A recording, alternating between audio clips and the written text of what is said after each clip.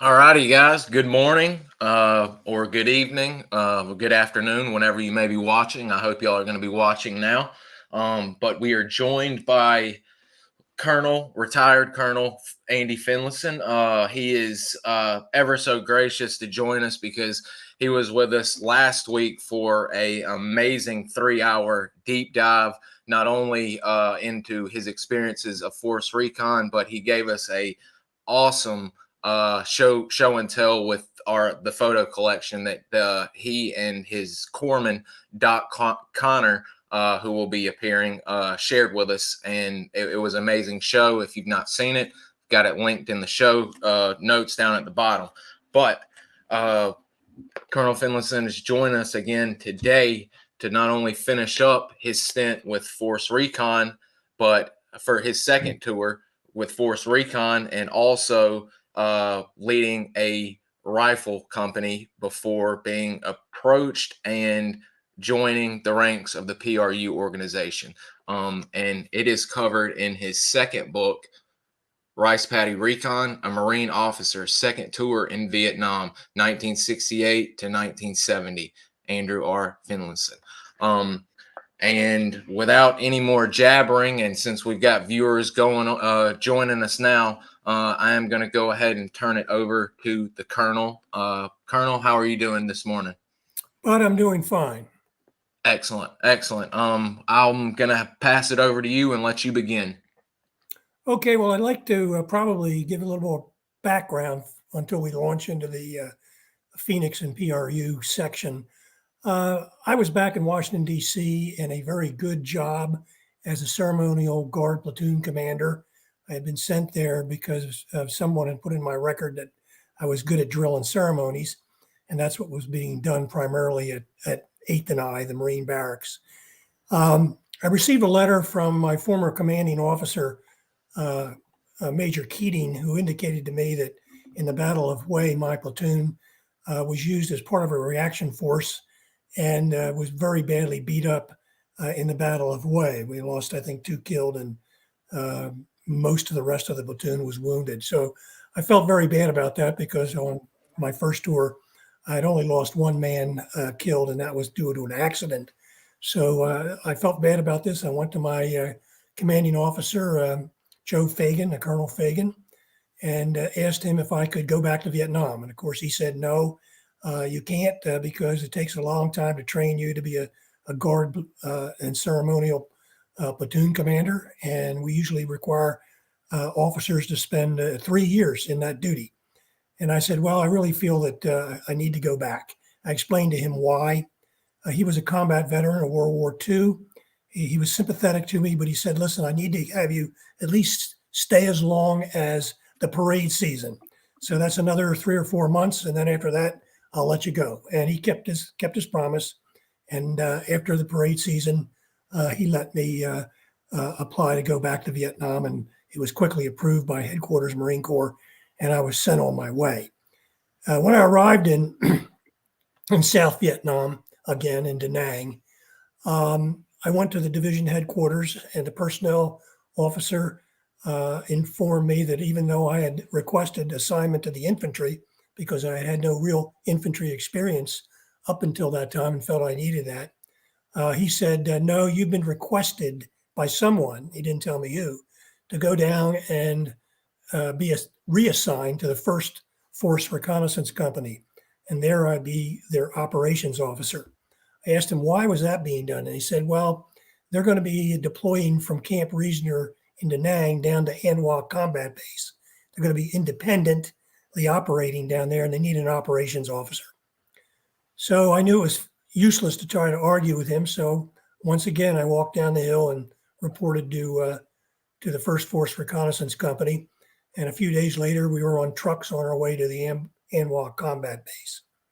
While there, I had an opportunity to take my commanding officer, Major Simmons, on an overflight to show him the areas that I had patrolled in before, give him some insight into some areas that he was totally unfamiliar with, because I believe this was his first tour in Vietnam. And we spent the better part of a morning flying around the area of operations where Force Reconnaissance would be operating. Took them to Elephant Valley, to Charlie Ridge, to Base Area 112, to the Arizona Territory, to Base Area 116. All of those areas I pointed out to him. And it became apparent to us when we went west, because we were going to be in support of a separate operation called Operation Taylor Common. It was going to be used to go after the base area in 112 that was used by the 2nd NVA Division to prevent them from reconstituting and attacking Da Nang again. And we went there on the overflight, and I told him that I was very much concerned that there were very few good landing zones and that we would have difficulty making insertions, and they'd be very, very dangerous to do so, because I felt confident the enemy would be covering those landing zones. I said we need some alternate method of inserting our teams into that area if we're going to effectively support Operation Taylor Common. Part of that effort was to conduct rappel training off of a rock crusher we had at Da Nang. But more importantly, I went down to SOG, CCN North, and linked up with the Army there and requested that they provide us with their knowledge of going into areas where there was very few suitable landing zones for helicopters. And they showed me various types of equipment that they used. And one was a ladder, another was what was called a stabo rig. And I had my riggers, my parachute riggers, link up with their parachute riggers. And we borrowed, I think we signed for it. We signed for the ladder and for several stabo rigs so that we could copy those and use them for insertions and extractions. I was very grateful to SOG. They were very, very helpful to me. We were basically doing the same kind of business, but in various areas. They were going across the fence into Laos and Cambodia. We were restricted to South Vietnam only, but they were very, very helpful to us. And to this day, I'm very grateful for them. I have many friends who served with MACSOG. Like I said, our main job was to support Operation Taylor Common. And I knew from my experience on previous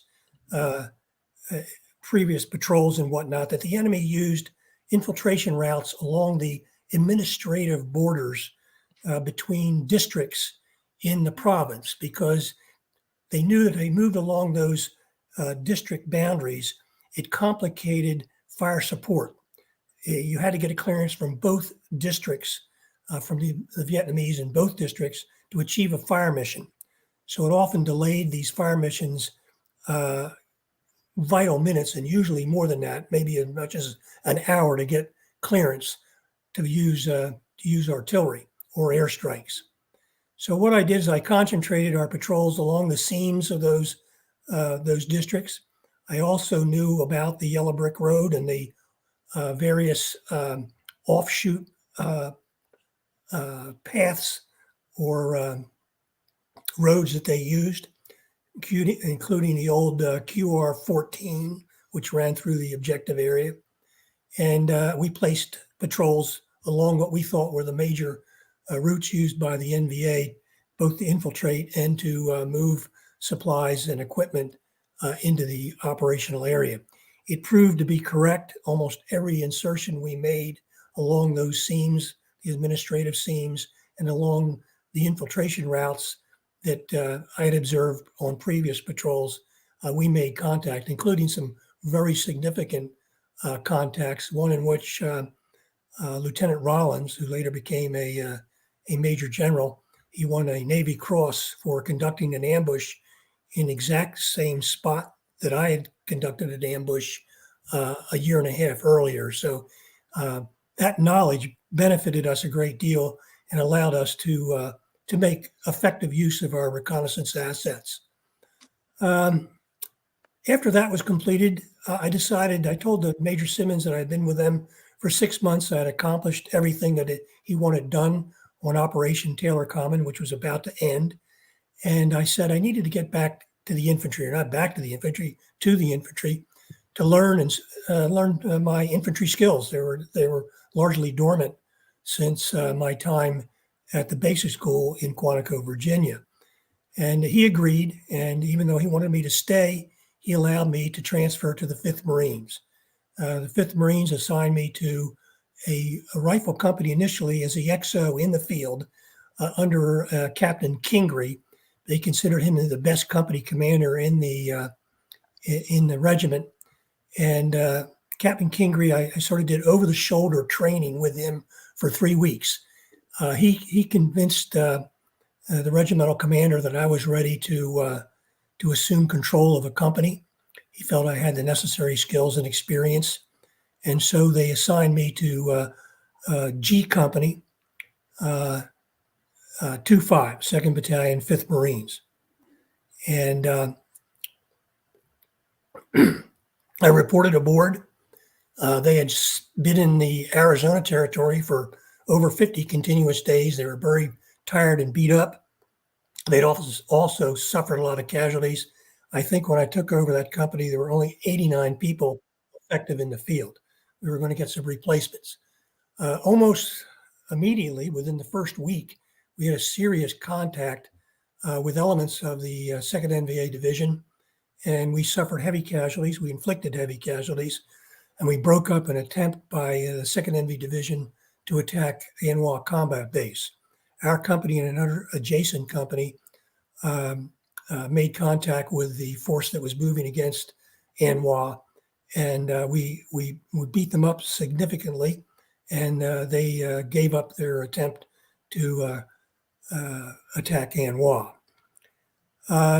Spent time conducting patrolling near Liberty Bridge, which was northeast of Anwa, protecting the bridge. We conducted several successful ambushes there. We also conducted operations in the Quezon Mountains, which are known to the enemy as Base Area 116. It's an area that is periodically occupied by the 2nd NVA Division when they were moving either into the Quezon Valley or north towards Da Nang. Usually it's an area that's filled with a lot of old bivouac areas and some more recently used. We uncovered a lot of base areas there. We did not have any heavy contact, although we did execute a couple of ambushes that were successful. We then moved to a hill north of the Ujia River, east or west of Da Nang, Hill 65. We will provide security for rice harvesting by the South Vietnamese, and also providing overlook and protection for a refugee camp adjacent to Hill 65. While I was there, we were going to cross the river at night into the Arizona and try to conduct a sweep of the area on the north side of the Arizona territory. While we were there, that was when I got wounded, by the way. I was wounded from a B-40 round, but it was an insignificant, really wound. We were in our defensive position at night, and we were joined by a group of, this is prior to our insertion there. My memory has to serve me here. Before we conducted this cross river operation, during the night, a small group of about a dozen South Vietnamese in tiger stripe uniforms, very tough looking group, came into my company area.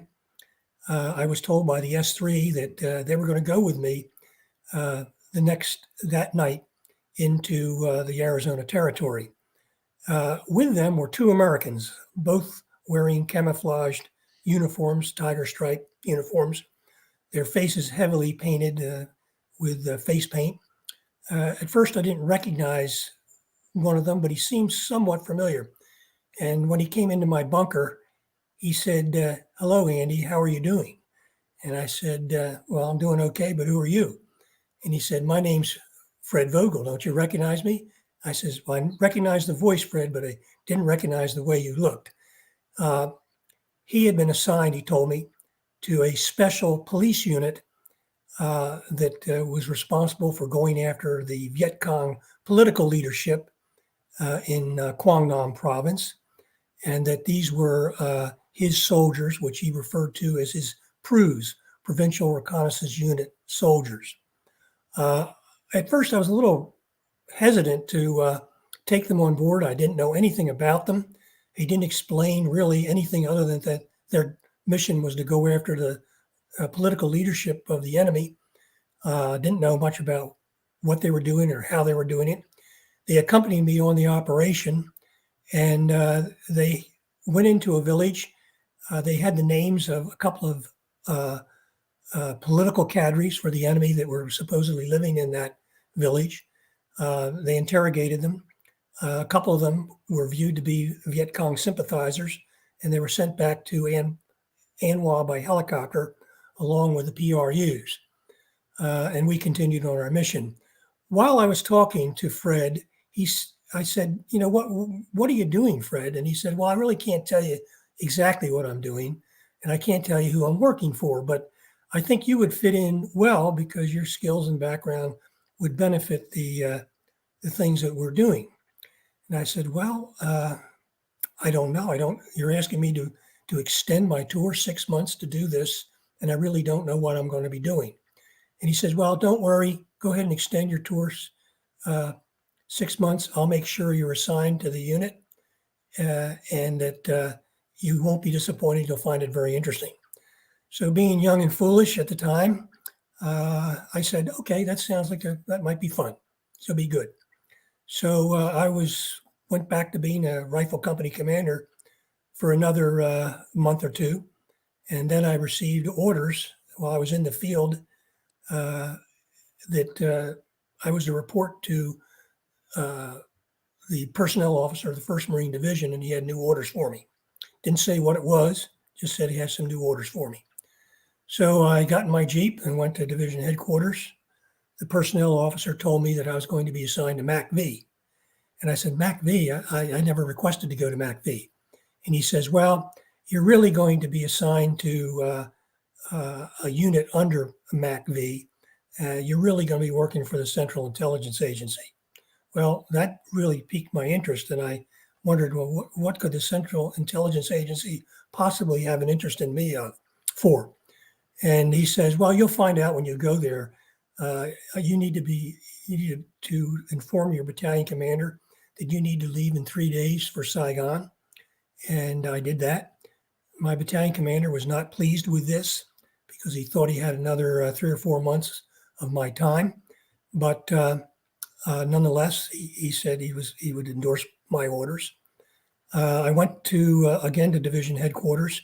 There they told me to go to the Air America terminal at Da Nang and get on an Air America plane to fly to Saigon. Well, I'd never been on an Air America aircraft before.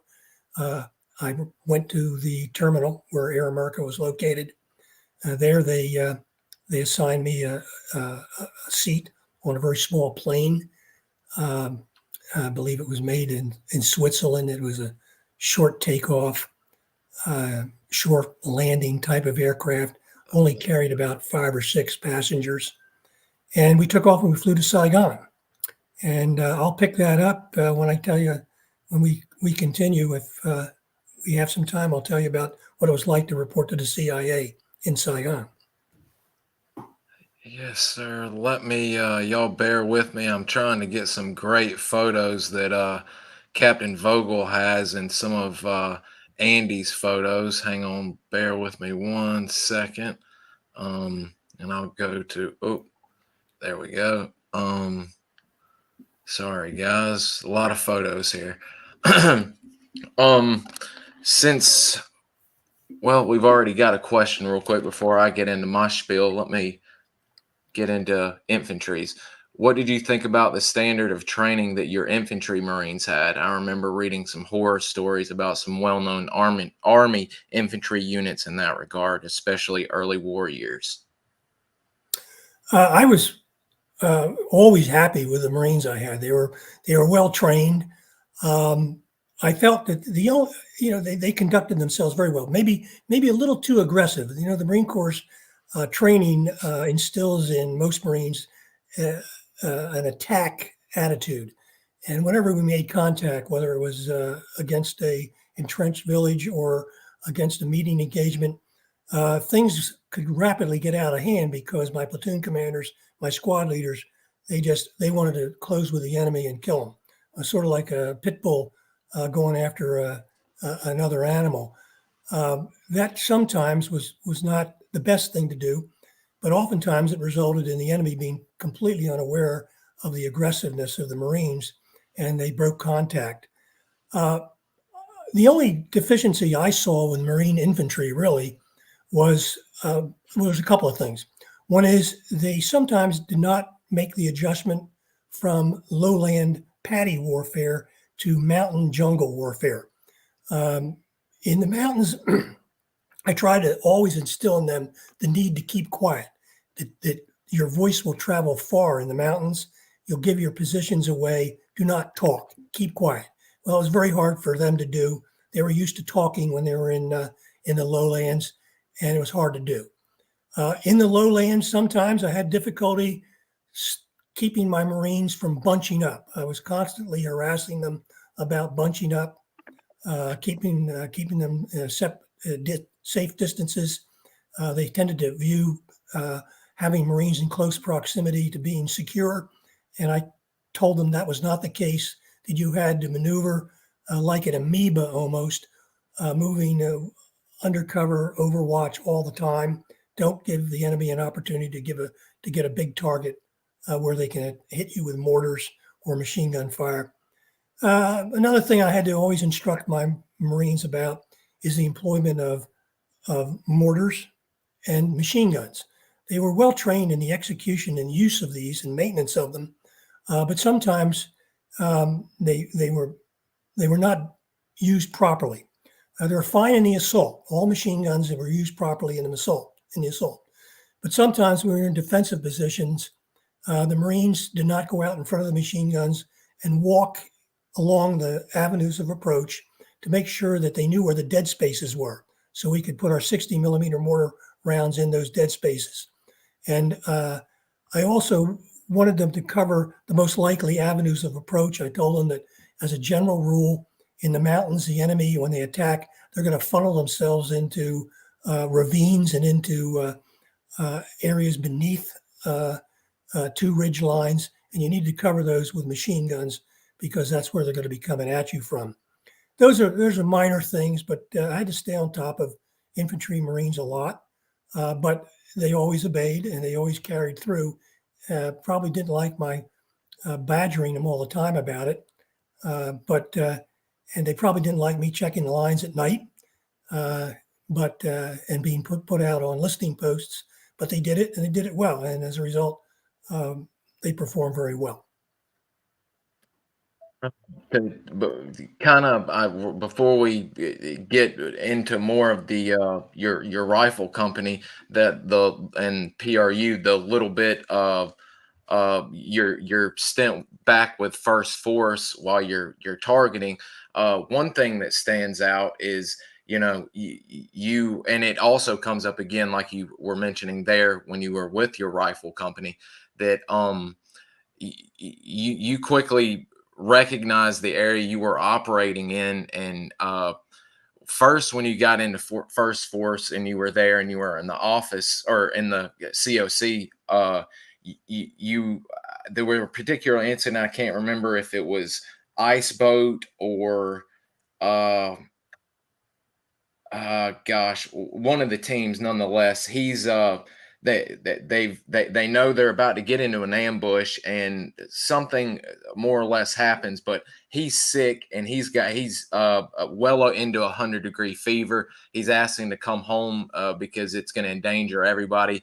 And you quickly hear the officer say, "Continue mission. Y'all aren't leaving the field."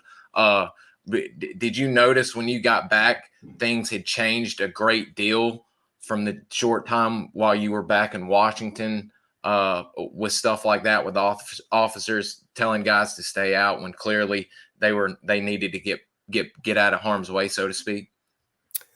Unfortunately, yes. There was a lot of difficulty. Myself and Major Simmons had a hard time, oftentimes, getting senior leadership to understand how to employ reconnaissance units to support or sort of create the best situation for the battle space. They didn't really, many of them, because they had never been assigned to reconnaissance units, had a fundamental ignorance of how to employ reconnaissance units. Oftentimes, staff officers would tell me, "Well, you know how to conduct these operations. You go ahead and do it." And they would tell me, who was a first lieutenant, that it was up to me to determine how they should be employed. I didn't think that was really appropriate, but I was willing to do it. The issue you're interested in is whether or not senior leadership did not understand what it was like to be out on patrol, to be surrounded, to have casualties, that they couldn't continue with the mission. There was a psychological aspect to this that I tried to convey, that once a team was found out by the enemy, their ability to do reconnaissance was ended. There was no way. All they were interested in was survival. And it was very difficult to survive when the enemy was ganging up on you and bringing in reinforcements to destroy you. And the sooner you got them out, the better off you would be. I had some pretty serious conversations, so did Major Simmons, with some people who were senior to us, about keeping teams in the field after they had made contact or had suffered casualties. People would say, or some of these leaders would say, well, medevac the two people who are wounded and then continue on the mission. And I would tell them, you're wasting time, and that team is in no condition, once they've had casualties or once they've been surrounded by the enemy, to continue on their mission. Sometimes it's very difficult to convince people otherwise. When I was on leave, I was on R&R. We had a very bad incident like that. I was not available then. A team was kept in the field. For some reason, Major Simmons was unable to get the team out, and as a result, they suffered heavy casualties. I felt very badly about that when I got back off of R&R. He felt bad about it as well, but he just said that he was forced to keep that team in the field. And that was a recurring problem, both on my first tour and my second. I mean, that's so sad, and it's also one of the sad incidents, and I could tell reading the book that it bothered you. I believe there was a spy rig or one of the platform. Y'all had an issue that someone ended up falling off a penetrator or something and ended up passing away on an extract, and but even with some of these accidents, with some of the leadership issues that you were noticing, it seemed like at least for the most part, I mean, there were a lot of injuries happening, but the guys, the teams on the ground were getting a lot of confirmed sightings, a lot of kills, shall we say. And off the kills, they were getting not only good intel, but they were getting good weapon intel and finding new Chinese weapons, ammunition. They're seeing more RPDs pop up. They're seeing more.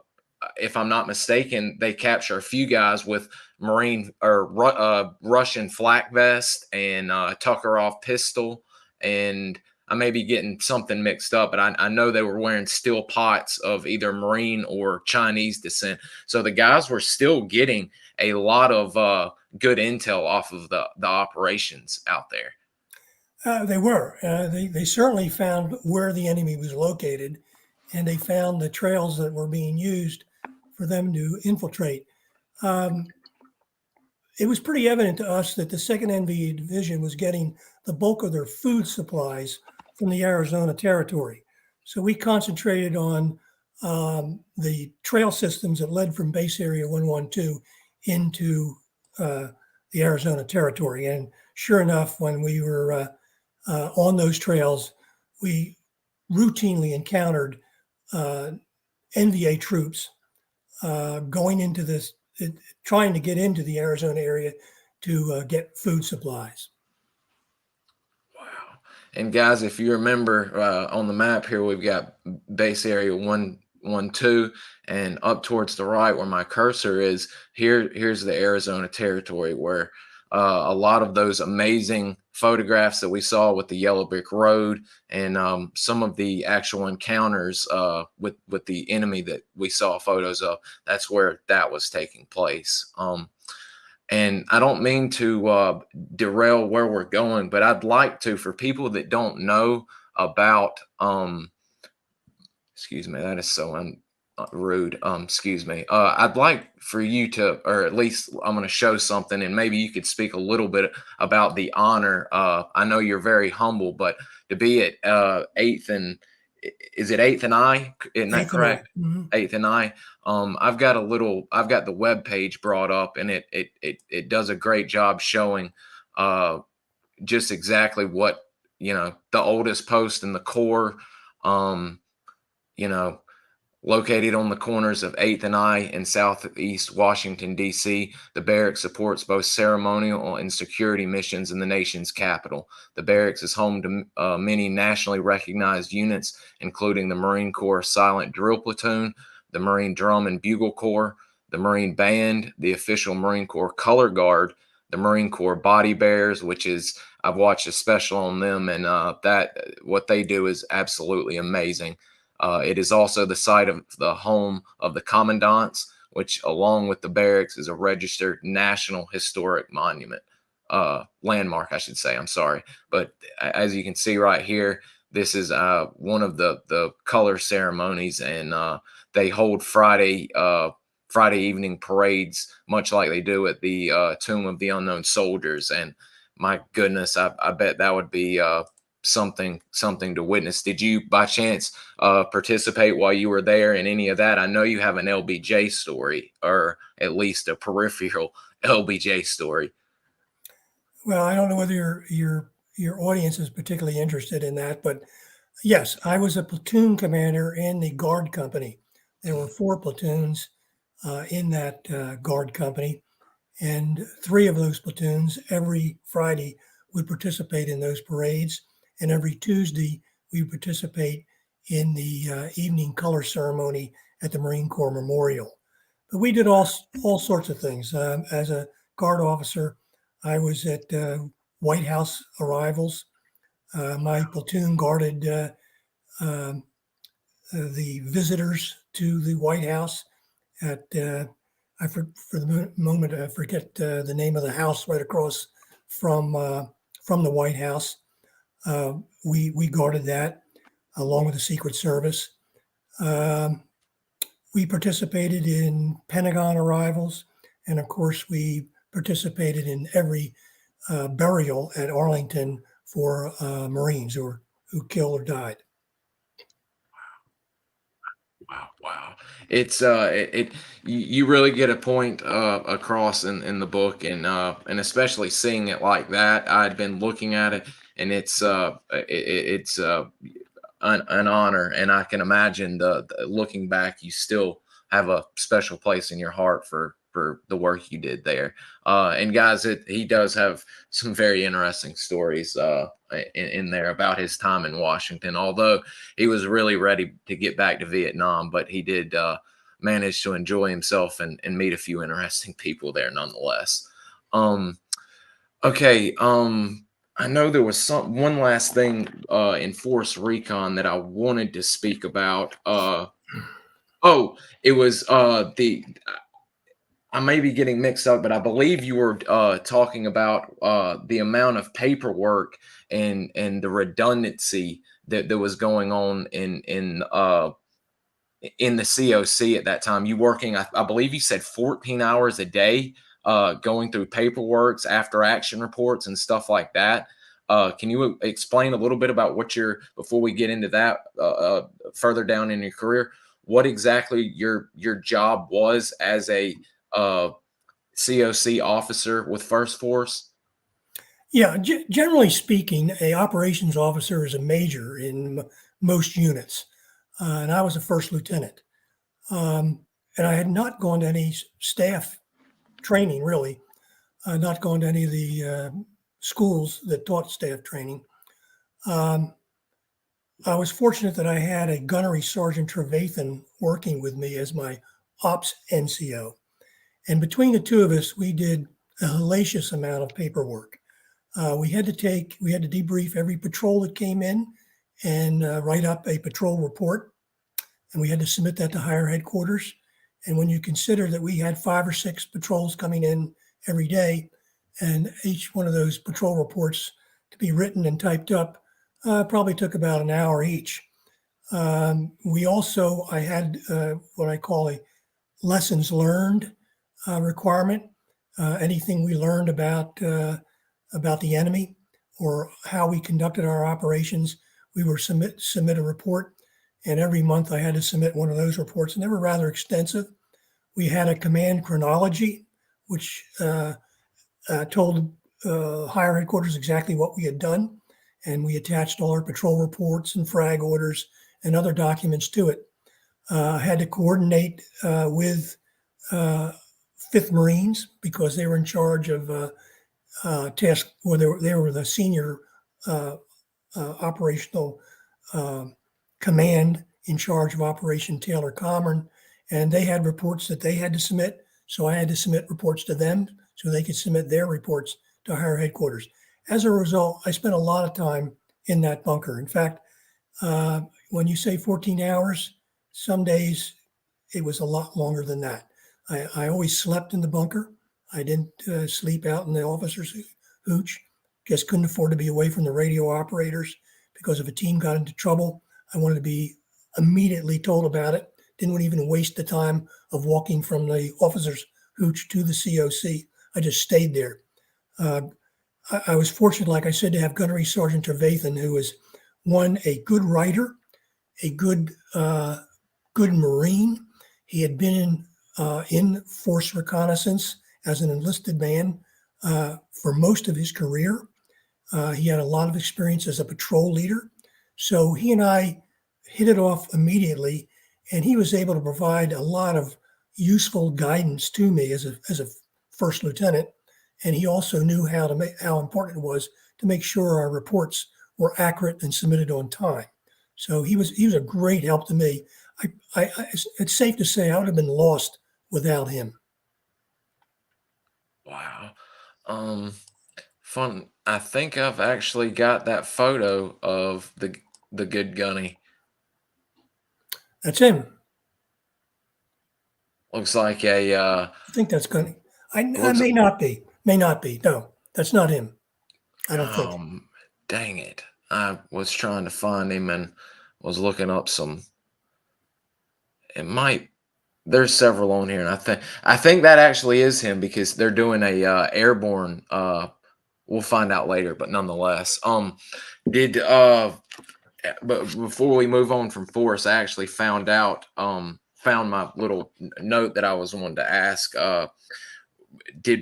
Was this from Killer Kane, or was this when you had gotten in back the second time when there is a proposed the nuke mission, basically, when Rocket Ridge or the Rocket Belt, they think that the 140 millimeters they're using, God forbid, could be tipped with nuclear materials from the Russians. That was on my first tour. Mm-hmm. Okay, guys, read the first book. That is a very, very interesting one. I'd cut off right there at the bottom on that. That's also a great next mission where they run into some Caucasians that are very interesting. Did you have anything that sticks out? I'm sure I'll come across something from Force Recon and we'll have to jump back in time, but was there anything else that stuck out besides your saw getting to do all of that and start helping the guys out, getting in and out of sticky situations? Was Task Force Yankee, was that when you were with your rifle company? Task Force Yankee was with Operation Taylor Common. And that was when I was with First Force. Task Force Yankee shut down very soon after I was assigned to the infantry, maybe a month, 2 months later. Okay, that's what I had figured. Okay, let's see here. I know we've already got a question. Jason was wondering. Yes, infantry. He said, going from behind enemy lines to drilling ceremony. Stark contrast. Huge contrast, and one that I didn't particularly like. I just felt, even though life at Marine Barracks was very, very good. Remember, you're in Washington D.C. Liberty is good. I lived in the house that was a BOQ with 6 other officers. We were waited upon by 2 orderlies. I mean, it was a very cushy type of assignment. Under peacetime conditions, it would have been wonderful. But I felt very, very guilty in that kind of situation when a war is on, and I felt even more so when I received information that my platoon had been hurt. So I just said, this is not the place for me. I need to be back with a combat unit in Vietnam. Absolutely. That, and it comes through very, very clear that you, especially after hearing about Mr. Larry and the guys, that you're wanting to get back as soon as you can. And thank goodness, because the general or the major or the high up officer, basically said, you're doing it, go do it. And once you're done with that, we'll talk then. And thank goodness you were able to get to where you wanted to go, and back and start helping the guys out. Oh gosh, Chinese stuff, Group 44, Crazy Bones getting some prisoners out. I think since we've covered a lot in Force Recon, and guys, y'all just need to get his book for some of the other great stuff in there. Would you mind, when you first get back? I can't remember how quick it is, and I've got a photo of him, but could you speak a little bit about your first meeting, the men from Company G, and specifically one of my favorite people that you mentioned in the book, the Arizona Kid, the Lieutenant Colonel Higgins. Yeah, Lieutenant Colonel Higgins was the Arizona Kid.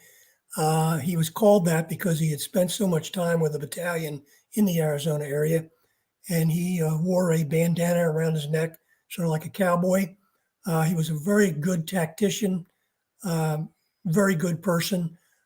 He gave me some advice, and that's probably of interest to the people listening to this blog. When I first reported to him in the field, he said, Andy, I know you want to be assigned to a rifle unit soon. I'm going to do that for you. I'll make you, if you qualified and Captain Kingery says you're ready, I'll give you a rifle company. I've got one that's open. Captain was badly wounded and medevaced, and there's a slot open to you. But he says, I'm going to give you some guidance. And I said, yes, sir. He said, I don't want you to make dumb tactical errors that get your Marines killed. I don't want you abusing any civilians at all, or your Marines abusing civilians.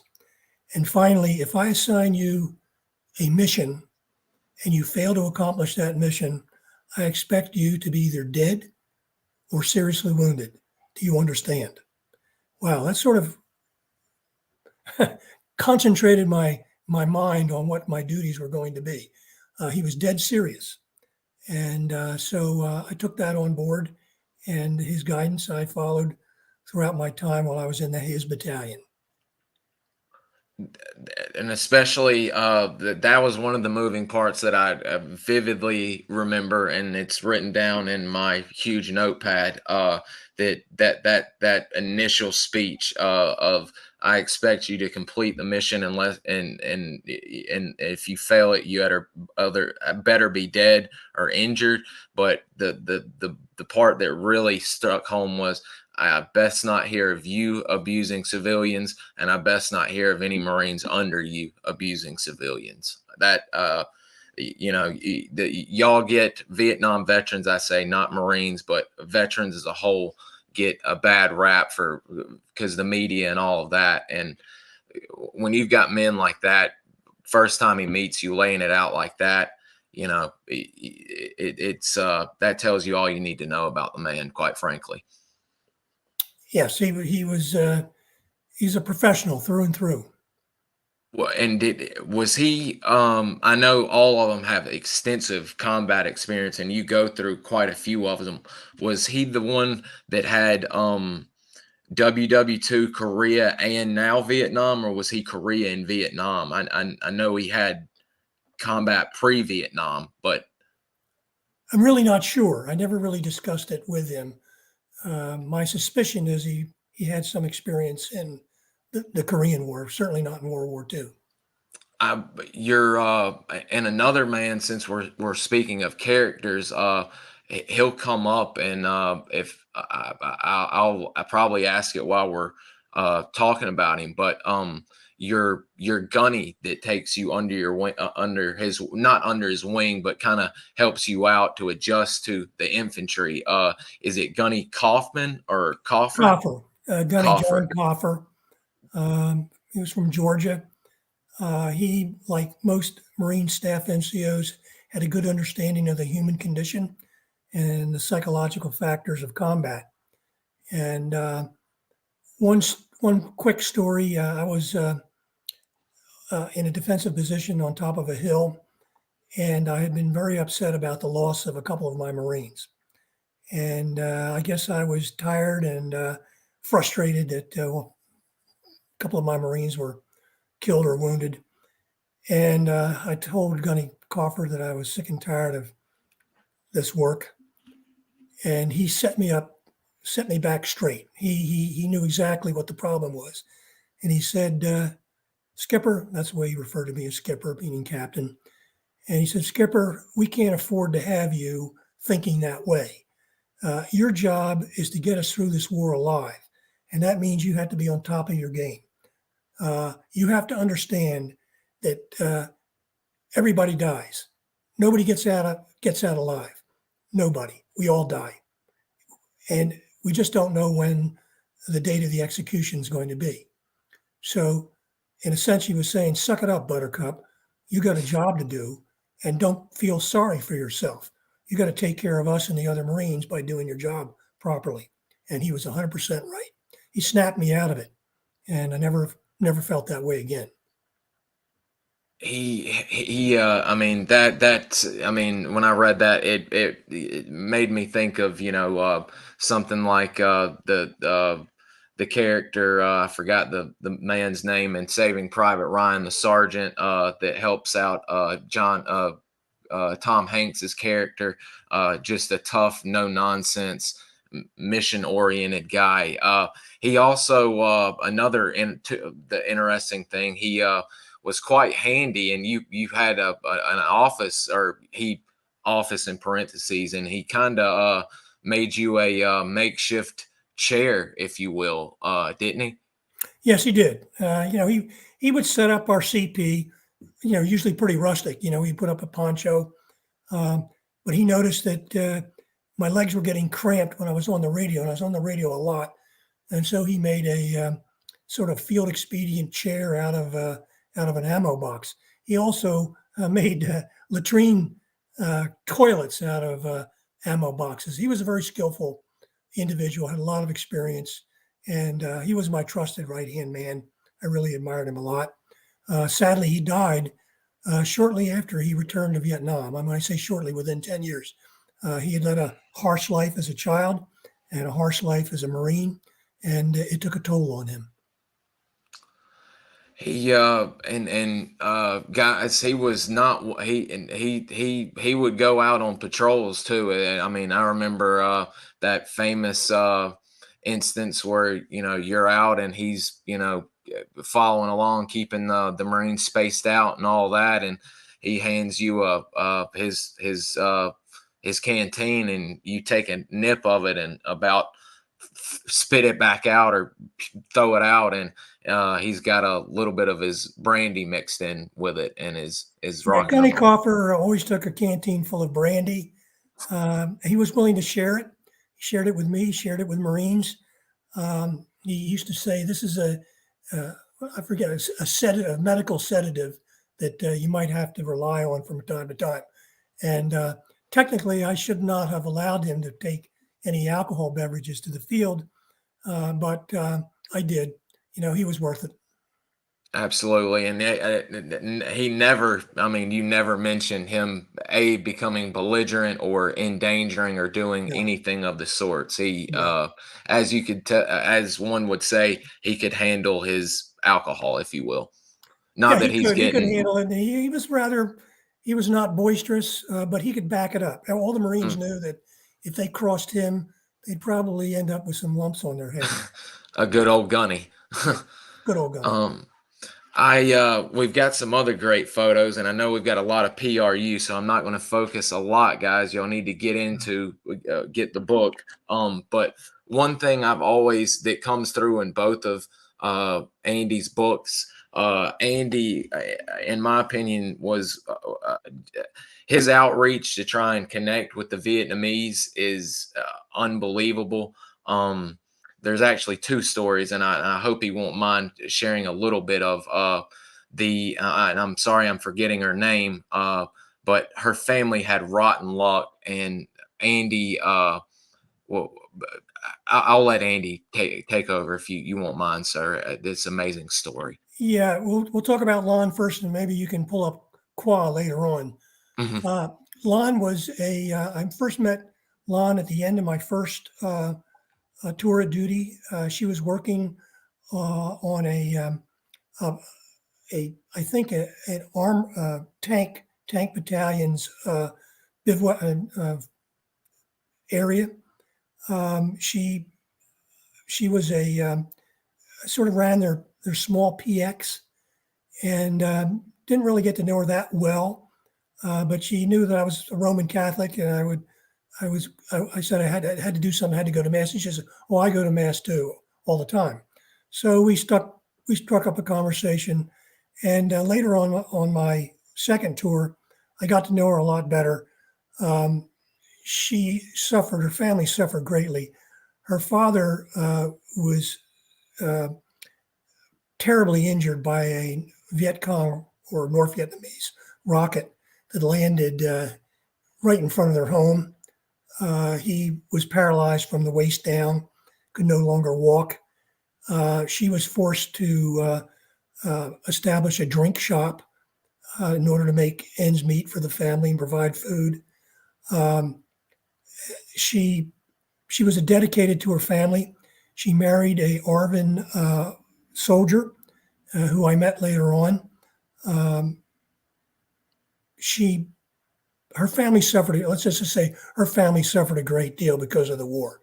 Um, I believe that one of her brothers was also killed in the war. She was just a good person. The last time I saw her, I went to a mass in the village where she lived. It was just a very. You can see here. Here's the results of the damage done by that attack. Um, she and her family suffered a great deal. Let's put it that way, and I felt bad about her. Never heard from her again when I returned for my second tour. Um, she sort of disappeared, just like all my other Vietnamese friends. It's that's one of the more touching, and if you come in contact, or you go to mass, and I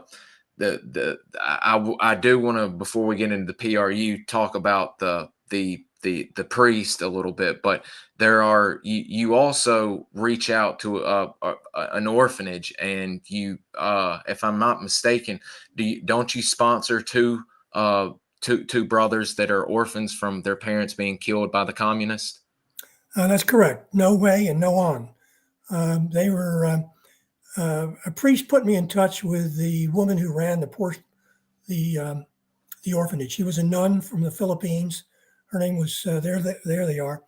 Uh, her name was Sister Marie.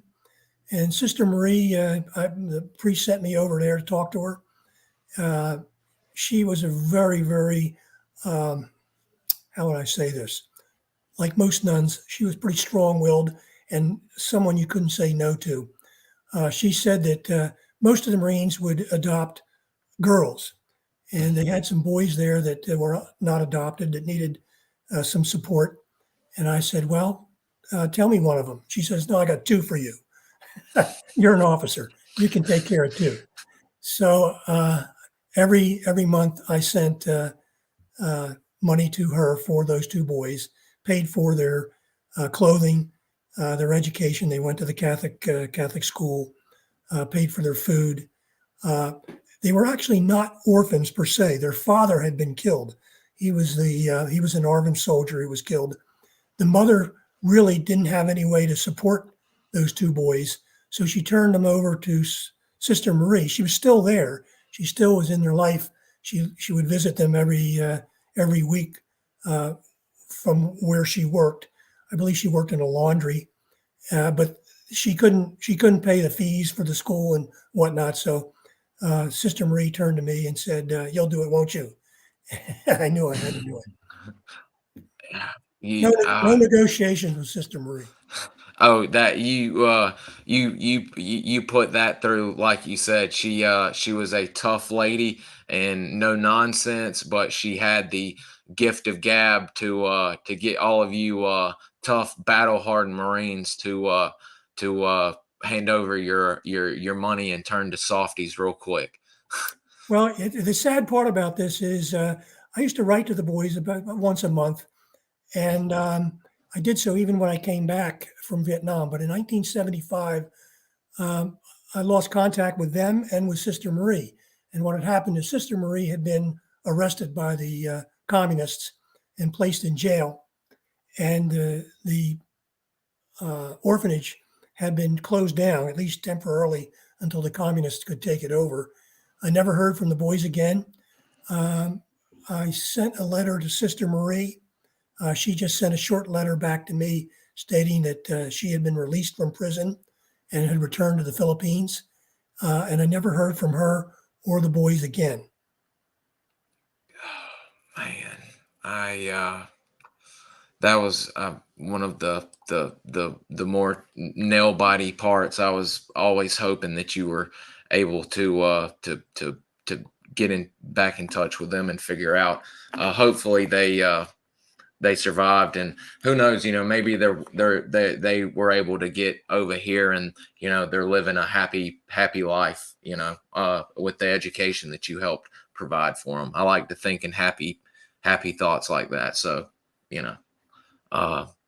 we've got the guys. There is a great story about a priest in here, and we're already an hour in, and I'll if I keep going, it'll be over and over. But you can already see that Colonel Finlayson, though then captain, was a religious man, but he also reached out to the community, and it's amazing. So I was trying to let y'all get a little glimpse of what he was doing, but when he wasn't preparing for battle, in battle, and stuff like that. So you need to read this book, and it gives a great look at things.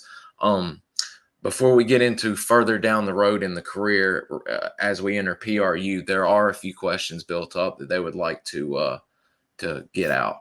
A man of action, that's a good thing right there. Isn't willing to sit idly by while his boys talking about the gunny. Yep. Infantry. Did your infantry unit employ snipers at all? No, my company never employed snipers. Snipers were held at battalion level. Sometimes they were assigned down to companies. We had snipers assigned to me only on one occasion, and it was not a good one. That was at Liberty Bridge. It's in the book. My squad leader with them sent a radio message back to me that the sniper was going to kill innocent civilians. I told him to pull up chocks and come back and bring that sniper with him. We had a serious confrontation, the sniper and I, in front of Lieutenant Colonel Higgins. This sniper, in my opinion, was out of control. He was so involved with his own ego. He wanted to be the best sniper in the world, and he didn't care who he killed to gain that reputation. I told him he wouldn't go out. He would never go out with my rifle company again. And if he had better watch himself, or I'm going to write him up and put him on report. Wow. Wow. Wow. Wow. We'll actually have a Marine Scout sniper here on in a few weeks. And he was old school, and he mentions going out with a few of Force Recon teams. I think it was third, though. I'm not sure, to be honest with you. Infantry has another great question. How did your loadout gear change between your Force Recon days versus your infantry? Oh, it was a lot lighter in the infantry. Even though we wore a helmet and flak jacket all the time, I had a pack. It was a standard Marine Corps pack, which is quite small. And the only things I carried in that pack were toothbrush and toothpaste, a poncho, a poncho liner, and maybe an extra canteen. And that was about it. Never carried any. I wanted to be as light as possible because it was just difficult considering the amount of humping we did at the speed that we did it, that I needed to be as light as possible and still be able to conduct my job properly. I carried a map case in my pocket, the same one I had when I was with Recon that I had made myself, and some grease pencils and some pens and a notepad, and that was about it. What I know since you're with a infantry company, you've got the M60s now, you've got the M79s and all of that. What was your personal primary? And I can only assume that you were carrying, since you're an officer, you were carrying a sidearm. I carried a M16 and a 911 or 1911 45 caliber standard 45. I carried both of them. Wow, excellent. And did you, since we're about to bridge the gap between infantry and PRU, can you speak a little bit and lead into KCSs? But this is your first real interactions with Kit Carsons and working with Vietnamese Chu Hois, if you will. Can you speak a little bit about your first thoughts on working with the Vietnamese, and then how you grew to know Qua, if I'm not mistaken, your specific KCS, and the story, his life story that you kind of learned talking to him? Sure. Qua was assigned to my rifle company. He was a young man, 23 years old, had been a Viet Cong, which is not an NVA, but a local communist guerrilla. He came from the Quay Son Valley area, came from a village that was controlled by the communists for almost the entire time of his 23 years. His older brother was a cadre, political cadre in the village, finance economy cadre. In other words, responsible for taxation and gathering foodstuffs for mobile units, whether Viet Cong or NVA. He was an orphan fairly young when he was around 12 years old. His father died of natural causes, leaving a mother rather destitute. She was totally beholden on the Communist Party in the village to provide her with support, and that because of her situation, she was not taxed at all. So she was very loyal to the communists. Qua became he was not happy with the communists, even though he was a member of the village security platoon and liked his colleagues, he was very bitter about how the party had treated his older brother. His older brother was forced to collect foodstuffs and move them west through Antenna Valley to a pickup point where a member of the 2nd NVA division had a group of soldiers who would pick up the rice stocks and move them into Base Area 112. While on that mission, his brother was ambushed by I can't remember whether it was an American or an ARVN. I think it was an ARVN unit, and his brother was killed.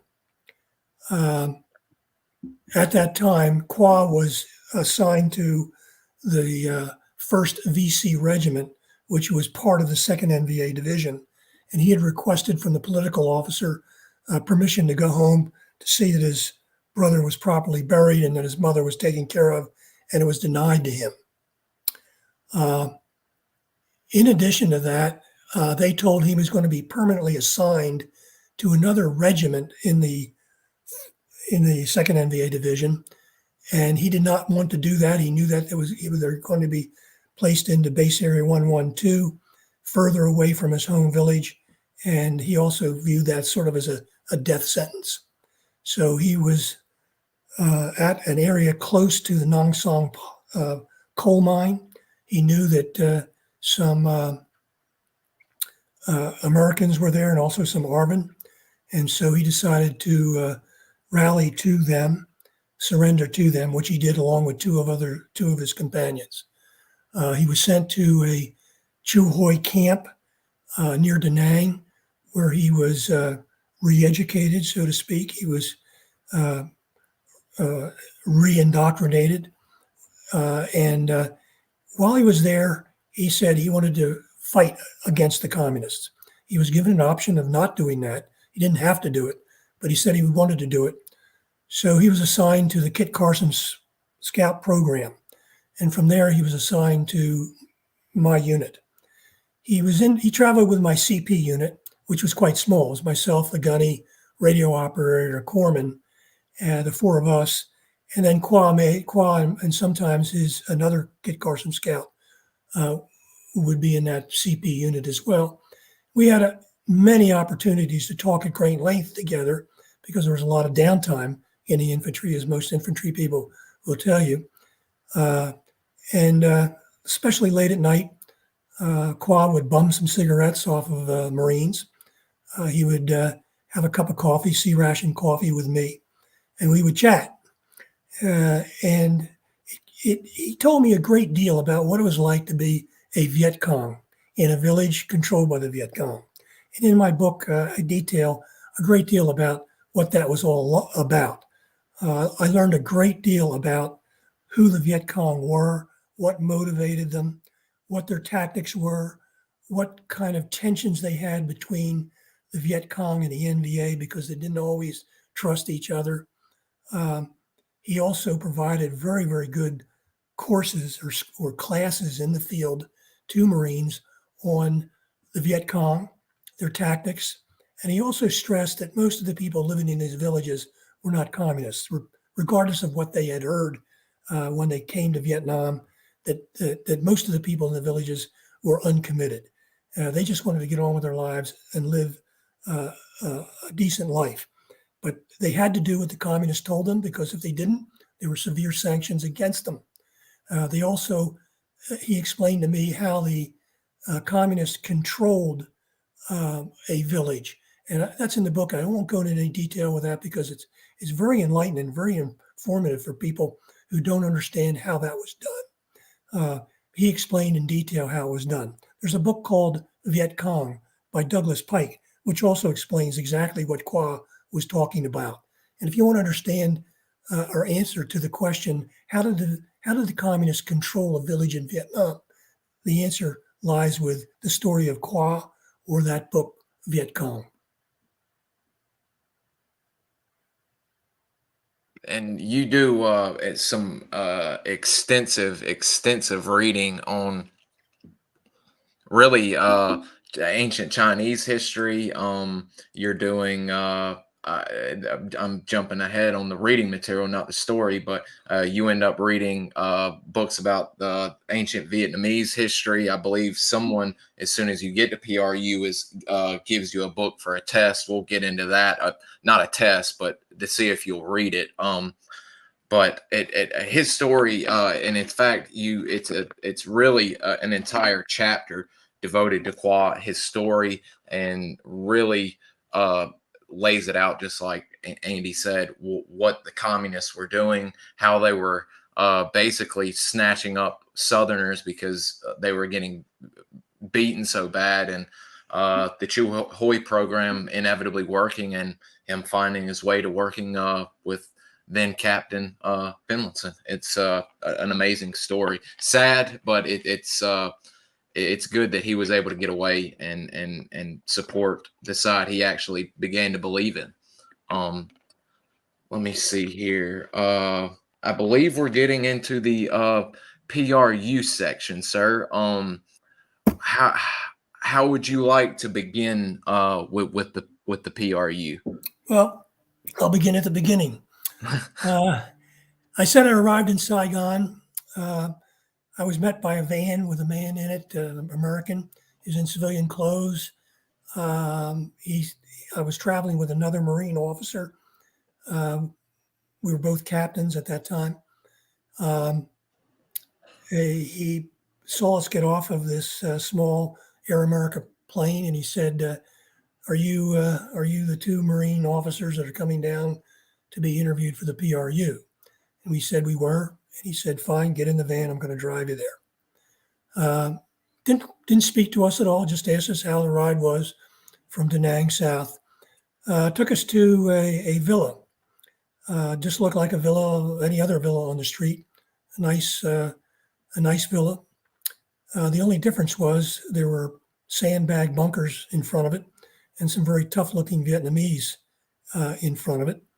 Excuse me, I got to go back. He took us initially to the Duc Hotel. And the Duc Hotel was the hotel in Saigon where the CIA personnel were stationed that were in the Saigon area, and also where people who were visiting would stay. It was guarded by some very tough-looking Vietnamese as well. Went in there, signed up for our rooms, went to the bar, as most Marines would do. We went to the bar in the hotel. Also went up and took a swim in the swimming pool, which is on the top floor, the roof. We were enjoying ourselves and pretty much relaxed until the next morning. And at 8 o'clock, we were told to meet in the lobby, and someone would come to get us and take us to this villa. When we got down there at 8 o'clock, we were met by a tall Vietnamese in tiger stripe utilities with a red beret on. Very tough looking guy. He said, "Are you Captain Finlayson? Let me see your ID card." And I had to show him my ID card. He asked the other officer for his ID as well, looked at them, said, "Okay, gentlemen, get in this Jeep. I'm going to take you to PRU headquarters." And we sort of asked him, where is the PRU headquarters? He said, "You'll find out." So we drove there. It wasn't a long drive, maybe at the most 10 minutes. And we pulled up in front of this villa. We went inside. Inside on the first floor were about half a dozen, maybe 10 Vietnamese in civilian clothes working behind desks. One of them stood up and announced himself as Major Lang. He was the commander of the PRU in South Vietnam. And he said, "You need to go upstairs and talk to the general." And I said, "Oh, okay." I didn't know it was a Vietnamese general or American general or what. So the two of us went upstairs. We were interviewed separately. I was interviewed by a captain in civilian clothes. He introduced himself as Robert. He brought me into the office with the general, and it turned out the general was not a general. He was really a lieutenant colonel in the Marine Corps, but he told everybody he was a general. And he had his reasons for doing so. I don't begrudge them. The general told me to go into an interview room and wait for Robert to interview me. Robert did so, and he asked me a lot of questions that really I thought were not germane to what I was going to be doing. He didn't tell me anything about what I would be doing. He simply asked me questions about how he felt about the Vietnamese, whether I knew anything about Vietnamese history, what did I know about communism, did I have any Vietnamese friends, that sort of thing. And it went on for about 2 hours. It was just sort of small talk. I tried to steer it towards my experience in the infantry and as a reconnaissance, experienced reconnaissance officer. And he said, well, that's all well and good, but that's not the most important thing. Then he handed me a book, the book I referred to a little earlier, by Douglas Pike called Viet Cong.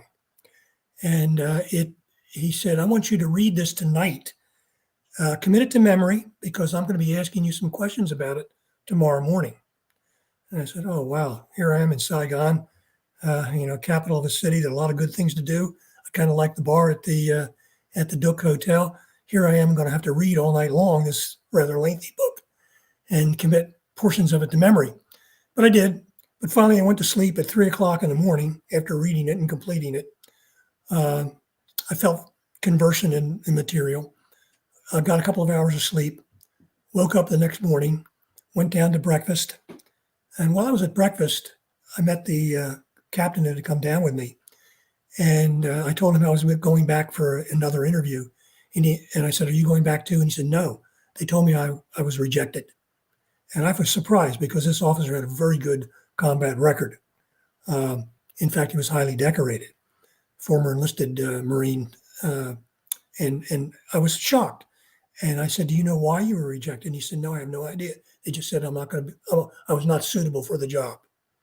So I was taken back to the villa by the same officer who had taken me there the first time, and was introduced to both the captain and the general. And they told me I was going to be assigned to the PRU unit in Tay Ninh Province. And I immediately said, gee, I thought I was going to go up to Pt.2 Tien or Quang Nam Province up in I Corps, because that's where most of the Marine PRU were sent. And he said, yeah, normally under those conditions we would, but we had to relieve a officer in Tay Ninh, and it's an important province for us, extremely important. And we need somebody like you up there to take over in his place. And I said, oh, you had to relieve him? What for? And he says, well, he was relieved for cause. Don't want to go into all the details of it, but he should have been court-martialed. And I said, well, why wasn't he court-martialed? And they said, well, it's not for you to worry about. He was not court-martialed. He was just sent home. So I said, okay. I got in another Air America plane, flew to Tay Ninh, landed on the airport. There, Tay Ninh East, which was a special forces airport, waited on a very hot tarmac. And I thought there was some mistake because no one was there to greet me. I was standing there looking rather silly while these CIDG guards in bunkers were looking at me like, what's this crazy American doing out in the hot sun on the on the runway? And finally, about 20 minutes later, a green Jeep, civilian green Toyota Jeep, came driving up very, very quickly towards me, and it was driven by a Filipino named Benny. And Benny said, oh, are you Captain Finlayson? I says, yeah, I think I'm the only guy here that meets that definition. He says, fine, we've been waiting for you. He said, I'm sorry I was late. And he took me to another villa in Tay Ninh, right across the street from a Catholic girls' school and right down the street from a National Police headquarters. I went into the villa and I was introduced to the people I was going to work with for the next 8 months. In that villa, there were only 3 CIA people. There was the POIC, the provincial officer in charge, who was the only career case officer, CIA case officer. There was also a former Army enlisted man who was a linguist who was in charge of the interrogation center in Tay Ninh.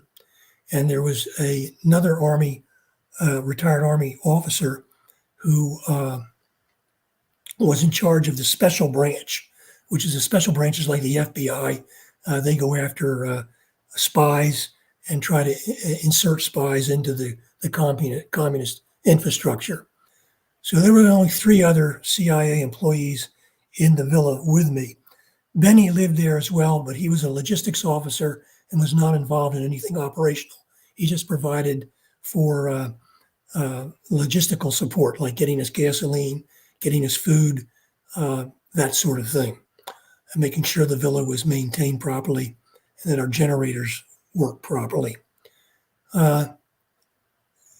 I had, at that time, there was one other military officer there, or not officer, he's a staff NCO, Sergeant First Class Army enlisted man. His name was Smith. He was a very capable field soldier, but we did not get along well. He was, to say this as gently as I can, rather unorthodox,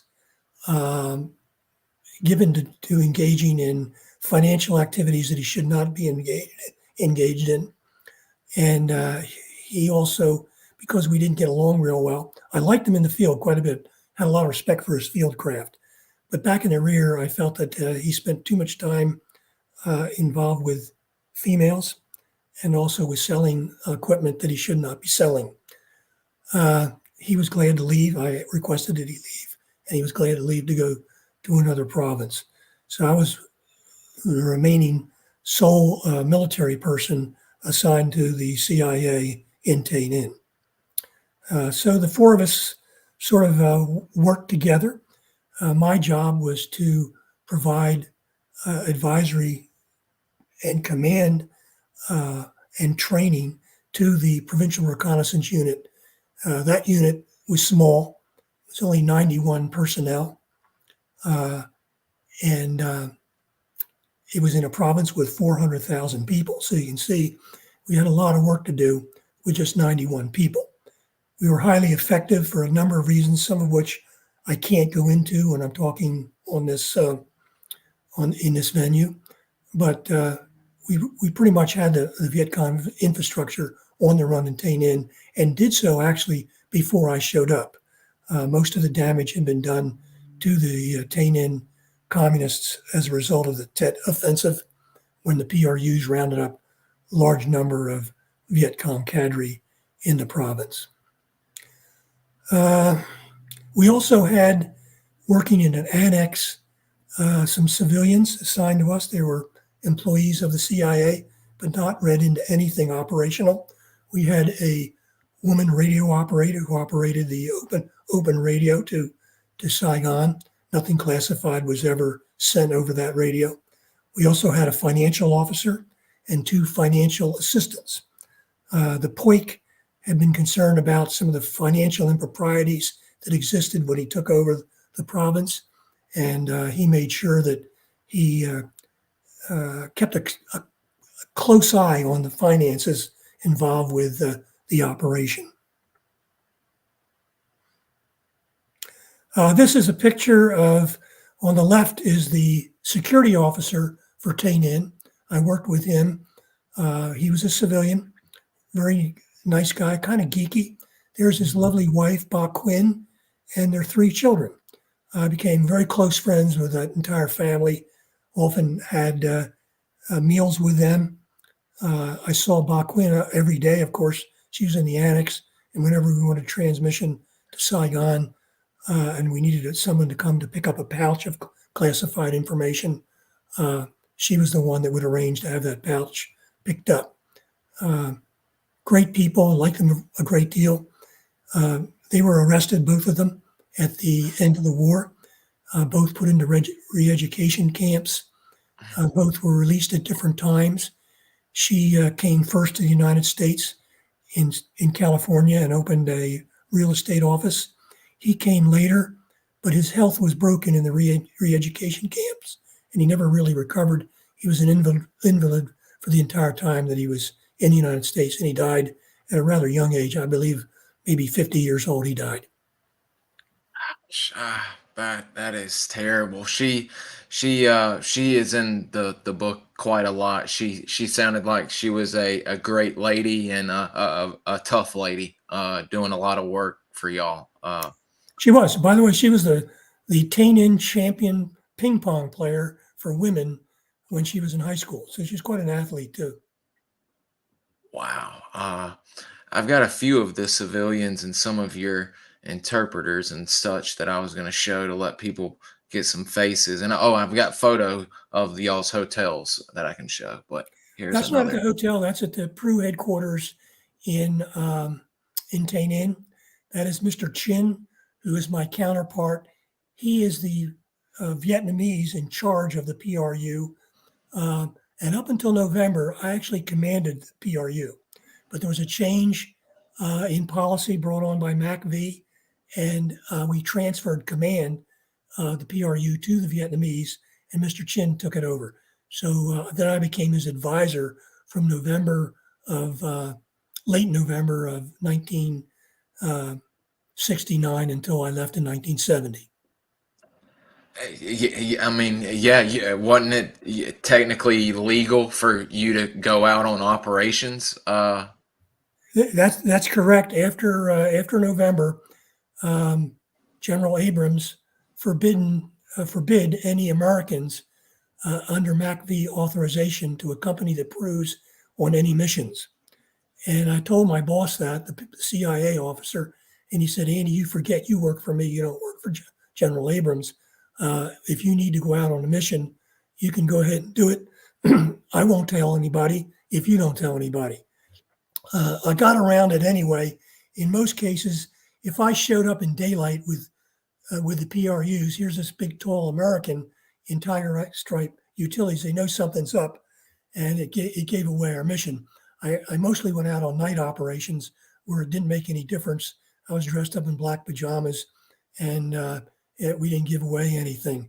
If it was a daylight operation, I would usually establish a CP, a jump CP as I would call it, very close to where they were operating, and maintain a small reaction force with me. So technically, I could say I'm not on the operation. I'm really just providing security and communications support. Wow. I'd forgotten about the night missions. I know there'll be questions coming up. I've got another image of an individual before I show off the hotels and the PRU headquarters. That's Mr. Lam. Mr. Lam and I were very good friends. He was a PRU soldier, but he came from a very unusual background. He grew up in Saigon and Cholan. His father died when he was young. His mother was left with Mr. Lam and a younger sister. She put him into an American missionary school. And so he went to an American school where he learned English. He learned a great deal about Christianity, although he never really was a Christian. He was more of I would say, a French Renaissance type of individual. He was very well read in the French classics. He spoke French. He spoke English. He wrote English quite well. He took the Vietnamese PRU reports and translated them into English for me. And likewise, he took my reports and translated them into Vietnamese so they could be sent up through Vietnamese channels. His family suffered also. His sister was terribly injured in a rocket attack by the Viet Cong in 1968, as a result of which she had serious brain injuries. She had been in college studying chemistry, but because of these brain injuries, she could no longer function above the level of about a 8 or 9-year-old child. So she was heavily dependent on Mr. Lam for any financial assistance and emotional assistance along with his mother. Whenever we went to Saigon, which was not very frequent, probably during the 8 months I was there, I went to Saigon maybe 3 times, 4 times. He always went and stayed with his mother. I felt really bad about Lam. He was a very, very warm, personable person, highly intellectual. not the kind of person you would expect to see in a PRU uniform going out on an operation. He was arrested and placed in a re-education camp, spent about 5 years in it. More than that, I guess about 7 years in a re-education camp. Was released. He was able, through a friend, a French priest, I believe, to send a letter to me, telling me of his situation and that he needed financial support for himself and his family because the communists would not allow anybody in his family to work. I was able to arrange to have medicines from France sent in to Mr. Lam, and he sold those medicines, and that through that he was able to support his family. I also helped him get out of Vietnam using a program that allowed for accelerated immigration for him. He came to the United States, and unfortunately, he came to the United States looking for me. And my parents had already moved to another location in New Jersey. He moved to Camden, New Jersey, thinking that he would be in close proximity to my home in Merchantville, New Jersey. He went to our old house, looking for me, and where he encountered two women who were very rude to him, told him that nobody named Finlayson lived here anymore, and they didn't know where they were. Lam assumed incorrectly that because I had been with the CIA, that maybe it was inopportune for him to try to contact me further.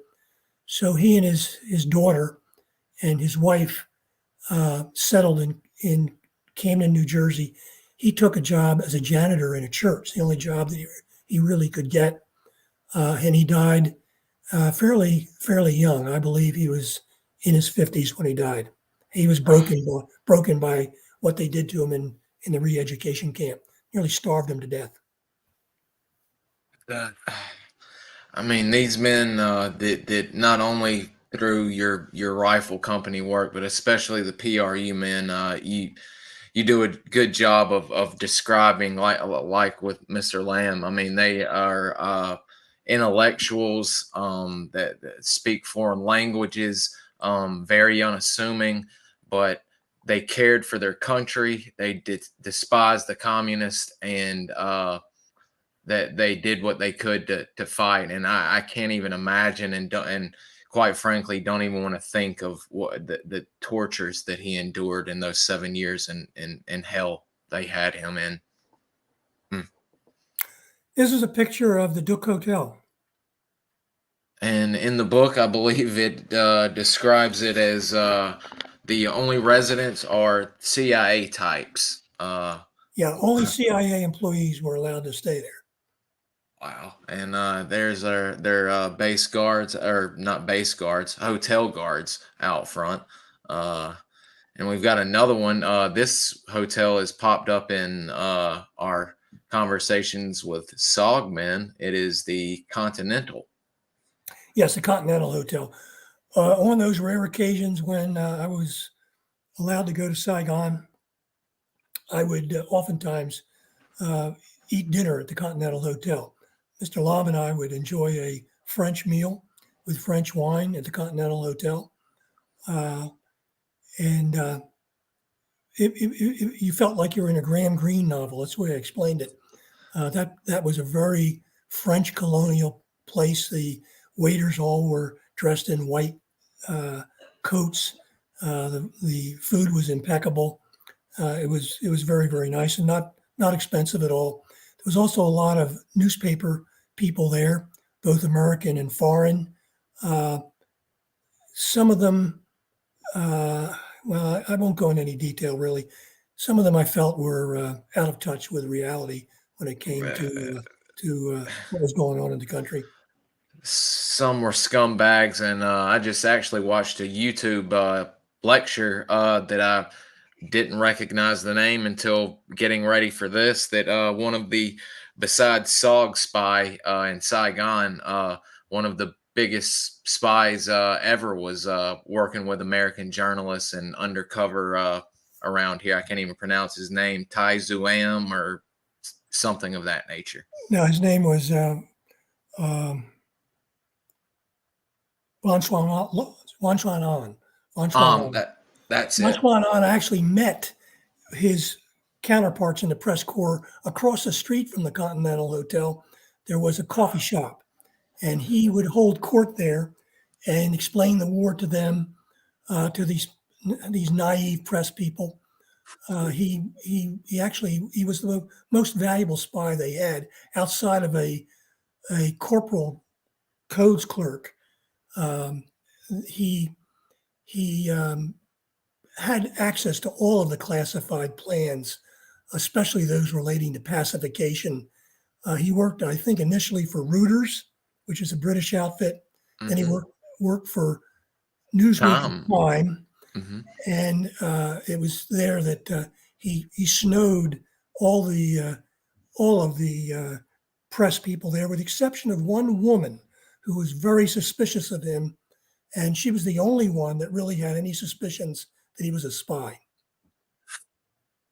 Wow, it's a very interesting story. I'll try and post a link to that lecture. It's a very interesting lecture, but Andy mentions him in his book. There's a lot of interesting stuff going on right around. As an aside, and I put it out in the book, Pham Swan On, his education in the United States was paid for by the CIA. Mm, Really, mm, really incredible. mm, mm, mm. We've got one more place before we continue on that I just wanted people to see the headquarters and where you were working. Yeah, that's provincial headquarters in Tay Ninh. It's a little chopped up. It's a bigger photo, and I'll get it out. But it is a beautiful, beautiful building. Beautiful. Yeah, it's very, very French colonial building. I was not located. I did not work in that building. That's where the province chief and his staff worked. Uh, I worked at the PRU headquarters, which was a more rustic and Spartan arrangement, about 100 yards away. Okay. There's a picture in the book, and I won't waste time. Folks will be able to see it because I know they're going to get this book. We've got photos later for when you're talking about certain situations. We've got 3 questions before we continue on. Jason, he's been at work. He knows from SOG teams being completely wiped out. Was there any of the sort with PRU teams being overrun or wiped out, so to speak? Not during my time at all. There were some instances in 1966 where PRU teams were badly hurt. But during my time, there were only 2 PRUs killed, and they were both killed because we were told to establish a surveillance site on the border with Cambodia. And the NVA did not like that surveillance site, so they attacked it and killed the 2 PRUs that were there. I talk about what we did for one of those PRUs who was killed for his wife in my book. A very sad story, and one I wish we didn't have to do something like that. Some of the problems with the employment of the PRU is there was always this dichotomy of command. The CIA thought that the PRUs worked for them. The province chief thought they worked for him. Technically, they worked for the province chief, but in reality, they worked for the CIA because the CIA recruited them, paid them, trained them, equipped them, did everything for them, including taking care of their medical needs. So there was this friction, and I had to work that friction. Fortunately for me, I established a good relationship with the province chief. I let him get his way most of the time, and when he didn't get his way. He probably didn't know about it. Yeah, I mean, there are, and in the book, and I'm sure in the end we'll get into, there are some really, you're having to tiptoe around some tricky subjects and instances. Who were the men that made up your PRU? What were their motivations to join? Okay, before I get into the motivations, the PRU where I was located contained no former VC. And that Mr. Chin told me he would never employ any former VC because they never could be trusted. Secondly, all of them, with the exception of, I believe, 2 Buddhists and 1 Catholic, they were all Cao Dai religious adherents. And most of them were quite religious, more than you would expect from warriors like they were. In terms of their background before they came to the PRU, most of them were in the U.S. Army Special Forces. They were in the ARVN airborne units. Mr. Chin, in fact, was in the French airborne. Some of them were in PF units, popular force units. I only know of 1 or 2. Mr. Lam, for instance, was with SOG for a while. I only know of 2 PRUs who had no military experience, and they were both administrative primarily and involved in intelligence gathering operations. So they didn't need it. They were extremely loyal to the Cao Dai religion, and Mr. Chin had a complete faith in them. He was very careful to vet people. I would point out also at this time, they had their own intelligence system, which was highly effective. And it was made up almost entirely of old women. And Mr. Chin said, I never pay agents. I don't pay them a dime. He says, I won't ever pay anybody for intelligence. I use these old women because they have a grudge against the enemy, and because old women traveling around the province are not suspect. They have reasons to do that. Visit family, to sell things, to visit markets and that sort of thing. And they find out a lot of good gossip, and some of that gossip is actionable intelligence. And I can say for a fact, he was right. We got some very good intelligence from these old ladies traveling around the province. Absolutely.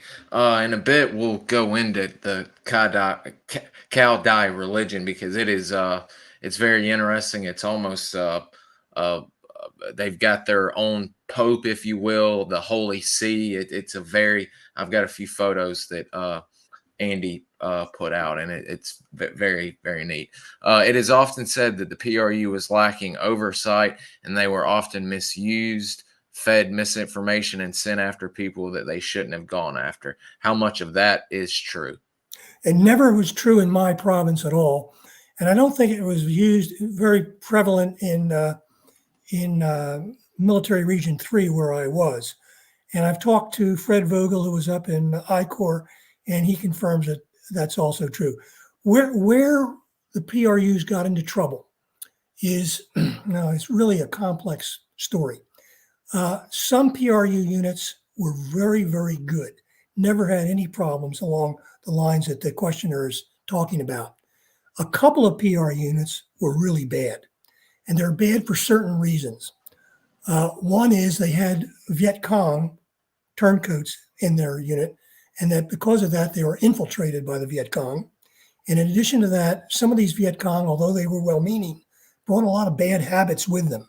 Remember, their armed propaganda teams were assassination teams. And some of these former Viet Cong were worried that if they left a Viet Cong alive who was a prisoner, they might be released and their families were at risk. So they didn't want any Viet Cong to be left alive. So they oftentimes did not take prisoners. And that was a mistake, because prisoners are a very valuable source of intelligence. That was not prevalent, but that did occur on occasion. I think the lesson to be learned is be very careful of who you hire, and make sure if you hire somebody who was formerly the enemy, that they're not a plant, and also that don't bring bad habits with them. In addition to that, I talked about it earlier, about this distinction or this tension between province chiefs and the CIA. Oftentimes, province chiefs, with the worst of intentions, would use PRUs to go after their political enemies. This was rare. It was very rare, but it happened too frequently to be ignored. This is when the province chief felt that the PRUs worked exclusively for them, and that they may be, the province chief may be a Dai Viet or a VNQDD or some member of a religious sect where he had political enemies, and he would try to use the PRUs because they're the best force they had to go after his political enemies, because they were essentially a political warfare unit. That was rare. It never happened in my province. Fred said it never happened in his province, although his province probably had the worst record of any PRU team anywhere. Twice it had to be disbanded because of this problem with the province chiefs. It was his Quang Nam Province. And in one case, when all the PRUs were fired, the CIA man who was in charge of the unit made the mistake of firing them en masse at a unit formation, and they opened fire on him and wounded him. So that's how bad they were. They were used, I think, primarily by the province chief to go after the VNQDD, political opponents of the Dai Viet Party. And that's where they got this bad reputation. They were called the bad boys of the PRU. But like I say, there's 44 provinces, and my guess is that only in a handful of instances were the PRUs used improperly. However, there were occasions in most provinces where the security situation was so bad that the province chiefs felt they had to put the PRUs in a military posture, particularly protecting the province headquarters or a district headquarters that was under threat. And it was done, I was always told by my province chief, because they're the best unit we had, most reliable.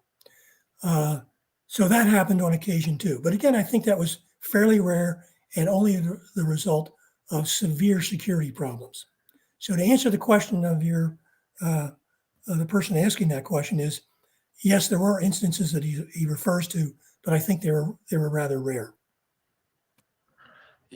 Much like, and guys, I'm going to link, there's a really great two-part series, or sit down with Andy, and I'm not sure who the host is, but I'll link it. And it's two 1-hour long interviews of Andy talking about Force Recon and PRU, to where he actually gives a good slideshow of the history. And it's you know, with the Phoenix, and much like me and Andy were speaking offline earlier, the Vietnam movies and the media have really given the PRU organization as a whole a black eye by painting them as nothing more than assassins and bloodthirsty killers, if you will, because and nothing can be further from the truth, because as we're about to get into, speaking about some of the operations and men, Andy and his men were always out, instead of killing, they were capturing people. And one of the more notable ones, just since we're on this subject, to get a point across of how actively he wants to get a prisoner, could you share, I believe you're actually in a Loach helicopter, and you see a VCI or a VC, and you actually get a prisoner either with the helicopter or jumping out of the helicopter to the VC. Yeah, he wasn't a VC, and that was an example of my stupidity, which unfortunately happens too frequently. What was done, I was got the I think it was First Air Cav, it might have been the 25th Infantry, but they had a Loach, and I said I would like to take a look at some areas that we suspect that Viet Cong infrastructure are operating in that area, or hiding in that area. They said fine. We went up in the Loach. Very interesting to fly at such low level, treetop level. While we were doing it, we went up north in the northern part of Tay Ninh, where the NVA was supposedly operating. And I was following a trail, and I noticed down below us there was a man with a bicycle, walking a bicycle. And of course, in my naive brain, I said, well, that looks like to me like he might be a finance economy cadre. He may be a commo liaison individual, maybe a VC. I'm gonna capture this guy. So I told the pilot, would he land? And of course, he looked at me like I was absolutely out of my mind. But he says, okay. So we landed on the trail about 100 meters away from this guy, because we didn't know whether he was armed or not. The only thing I had was a 38 caliber snub-nosed pistol. And like an idiot, I jumped out of the helicopter. and started running down this path until I encountered him. He was indeed a man with a bike. He was about 15 years old.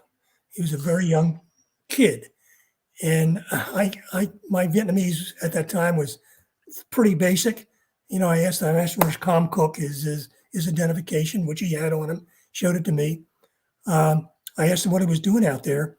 And after some humming and hawing, he said he was out there trying to catch frogs. And having caught frogs as a kid, I know they taste pretty good. And I tended to believe him. And I said, well, I'll tell you what I'm going to do, though. I can't leave you out here. I'm going to take you back to headquarters. We're going to interrogate you. I think I told him to leave his bike. And he didn't want to do that. And I said, well, come with me. I grabbed him by the shirt, put him on the helicopter. We went back. And he was interrogated by the PRUs who said, yeah, he's just a kid. He's not a VC. And I had some operational funds, and I gave them to him and said, buy yourself another bike. And he did. So, these are the kinds of things that happen periodically. My eagerness to get a prisoner made my brain go into a tailspin. But, that's the way it is sometimes. Absolutely. That's one of the better ones to show. I mean, how eager y'all were to get people alive, and it's y'all do get a lot of prisoners. And the figures speak for themselves. While I was there during those 8 months, I think we killed, I believe, 31, and we captured 61. I think those are we also had at least 30 rally. We convinced Viet Cong to rally to the GVN. So in terms of live captures, we had 4 or 5 times what we killed. And the reason we had some KIAs is because people don't understand that these Viet Cong political leaders don't go wandering around by themselves. They have a security detail with them. And that security detail, when you run into that VCI, you also run into their security detail and you get into a firefight. And that's where people get killed, because most of the people we killed were not political cadre. They were security cadre. And y'all's weapon seizures, I mean, is astronomical as well. I mean, this is a big one right here that you mentioned in the book. I can't remember where this one was. Provincial headquarters after the incursion into Cambodia. That's it. Some background on that. I requested to go into Cambodia with the PRUs because we had very good, solid information about Kosovin's location and the location of several important cadres who were forced to live in Cambodia. They could no longer safely live in Tay Ninh. And we wanted to go in there. Mr. Chin and I even worked on a plan covertly, myself and Mr. Nguyen, who was the operations officer. The three of us got together and secretly worked on a plan to go into Cambodia with the Americans and uncover where we thought these political cadre were, and also where we had heard through our intelligence system that some very large caches of weapons and ammunition were being held. I submitted a memorandum through my boss, the POIC, to Embassy, requesting from Embassy that I be allowed to accompany the Marines, or not the Marines, but the PRU into Cambodia. Came back, no, you are forbidden to go with the PRU, and in addition, the PRU are forbidden to go into Cambodia. My boss was irate about this, and he sent back another memo to Embassy saying he thought that this decision was not the correct one. They came back and essentially said, shut up, strong words to follow. And we were forbidden to go in. However, you know how it is. I sort of overlook things sometimes. So I knew I could not go in there. And I told Mr. Chin, I said, I'm not supposed to allow you guys to go in there. But if somehow you end up in there by mistake, I have no problem with that. I'll back you up as best I can. Well, to make a long story short, the PRUs did go into Cambodia, and they helped uncover several large caches of ammunition and weapons. They were hidden. The ones that we uncovered were hidden underneath rice paddies. They'd actually taken dry rice paddies and dug them up, put the weapons underneath, covered them up like they were regular rice paddies. If you looked at them from the air, you would never assume that they're anything other than rice paddy. These are some of the weapons that were captured by the PRU, but not all of them. Most of them were captured by the ARVN and by the U.S. Army when they went in there. These are just a fraction of what actually was captured.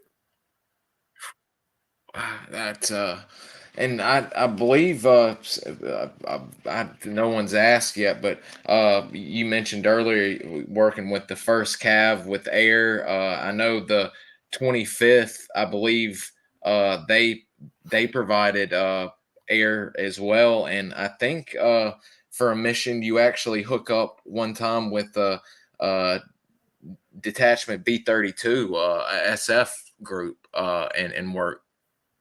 Yeah, we worked with B-32. We shared intelligence. They were. I could walk to their camp in Tay Ninh East if I had to. I was very much impressed with the professionalism of the officers that I encountered in both the 25th Infantry Division and in the 1st Air Cav, especially the 1st Air Cav. I thought they were really professional, liked working with them. They were always helpful to me. I could get all the helicopter support, medevac support, artillery support, anything I needed, including training on supporting arms, use of the ranges they had. They were very, very helpful to me, and I'm sincerely grateful to them. My hat is off to them. You definitely they do some amazing stuff with you guys in here. Here's a layout of your guys. Yeah, this is where we went with the U.S. Army onto Nui Ba Den Mountain. We were looking for Viet Cong infrastructure that supposedly had a headquarters on the mountain or lower side of the mountain. That's me on the right. Next to me is Mr. Chin.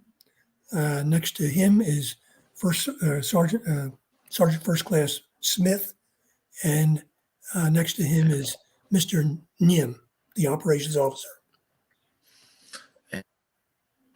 I believe there's also one of y'all's award ceremonies before we get into some of the stories. I'm not sure what this one was. Well, this was the result of that operation on Nui Ba Den. Sadly, I have to say sadly, because there was problems with morale in the military, and there was an effort at this time of the war in late 1969 to be rather free with the award system. And only 2 Viet Cong were killed in a cave, and I wasn't even close. I was 100 yards away when this transpired. And they came to me and they said, they called me Mr. Finlayson because they didn't know I was an officer in the Marine Corps. And they said, Mr. Finlayson, we'd like to award you a Bronze Star for what you did during this operation. And we'd like to give a Bronze Star also to Sergeant First Class Smith.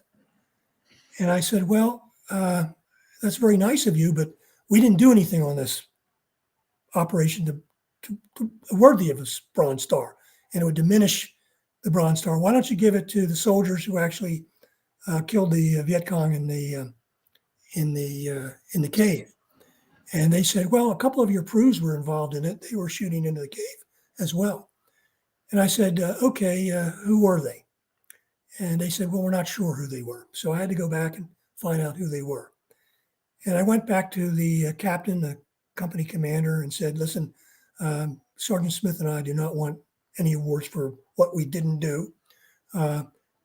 We have some Vietnamese who are worthy of a Bronze Star, and who were there, and we appreciate if you could give those Bronze Stars to the Vietnamese PRU. And he said, well, he'll try to do that. Well, he made good on his promise. And this is the award ceremony for those PRUs who got the award. Mr. Lam got one, and I forget who the other 2 were. I think there are 3 handed out. but they're Wow. all PRU soldiers. And here I am, I'm on the left, and next to me is Mr. No, who was a district chief. Next to him is Mr. Zung, who was a district chief. I can't see who's next to him, but Mr. Chin, I that's think. Mr. Chin, I think. Next to him is Mr. Steinbeck, the CIA case officer.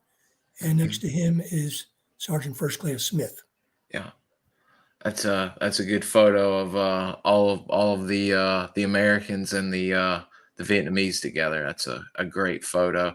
I did want to show the headquarters or where you worked, I should say, not the headquarters, and then if we can cover some rest of the history. So this was literally right across from the villa that we showed earlier. No, this is Oh, a district headquarters. oh gosh, I don't even have a photo of It's a where you district work then. headquarters in one of the 4 districts of Tay Ninh. And we had, each of our districts had a PRU team of 18 men in it. So you had 4 times 18 plus a city team and the PRU headquarters, making up 91 PRU soldiers. Wow, man. Okay, man. Um, let's see here. I guess people are waiting to get some questions in. I've got a photo that I've always been curious about, and this is actually from Captain Vogel. Considering y'all were in 2 different corps, uh, did y'all do waterborne operations at all, or No, we were in land area. We had the Saigon River running through Tay Ninh, but we never conducted any kind of seaborne or riverine operation at all. We pretty much stayed in land areas east, west, and north of Tay Ninh City. Yeah, and y'all did do an operation on was it uh Nui Ben, you said, and was there another mountain that y'all actually had an operation on? I can't remember if y'all had 2 mountain operations that y'all No, completed. just one. That was Nui Ba Den. Okay, then that's a bad one. Some That's background about Nui Ba Den. Nui Ba Den is a huge granite mountain in the middle of Tay Ninh Province, which is as flat as a billiards table. So it's great for navigation because you can take a resection from that mountain and position yourself quite well using land navigation techniques. At one time, Nui Ba Den was the headquarters of COSVIN, Central Office of South Vietnam, which ran the war in the southern 2/3 of South Vietnam. But in 1967, the U.S. Army and ARVN conducted operations in Tay Ninh that drove COSVIN into Cambodia. So from 1967 on, COSVIN was located in Cambodia. But people still believed that the mountain was used as some sort of headquarters or relay station for the communists. It never really panned out, although it was attacked on occasion by sapper units. The best spy we had, Mr. Vo Van Ba, known as the Tay Ninh Source, lived in an area. If you look at this mountain, he lived on a farm just about a mile away from the base of the mountain. His home is in this area of the picture. wow. And I believe this is called the Black Virgin Mountain. Black Virgin Mountain. Mr. Lam gave me a long story about how it got its name. Wow. Um, would you before we get into that, I don't remember exactly if this was your boss. I remember Mr. Steinbeck, uh, Mr. Flitcroft. Yeah, that's Mr. Flitcroft. He was Mr. Staincroft's Steinbach's boss. He was in regional headquarters at Benoit. He was a former Marine officer, served in World War II, went with the CIA shortly thereafter, had a long career and distinguished career. He spoke to me on a couple of occasions. You know, we had common background. I was a young Captain Marine. He had been a young captain in the Marine Corps before he went to the CIA. And he said that he would recommend, if I wanted to join the CIA, he would recommend it. He was going to go to Taiwan and go back to Taiwan. He had been in Taiwan for several years, and he was due to go back. And he said, "I'd like to take you with me." And I said, I will think about it. I really like what I'm doing in the Marine Corps, but I really appreciate your asking me to join the CIA. I was asked by another person who was a former Marine, who was later died when the fall of Saigon, if I would join as well. That he would put a letter of recommendation in for me as well. Both of them recommended that I acquire some language skills, especially Chinese language. And so I asked the Marine Corps if they'd send me to language school. And, the infinite wisdom of the Marine Corps, they said, no, we're not going to do that. Instead, we're going to send you to the NROTC unit at the University of Michigan, where they need somebody with a master's degree. You have one, and you can in your spare time, you can acquire your language training there, because they have a very good Chinese language curriculum there. And so that's what I did. I never went back to the CIA. Oh, wow. Two men like that vouching for you, that's got to make you feel pretty good that they're recognizing your talent, so to speak, and wanting you to be a part of it.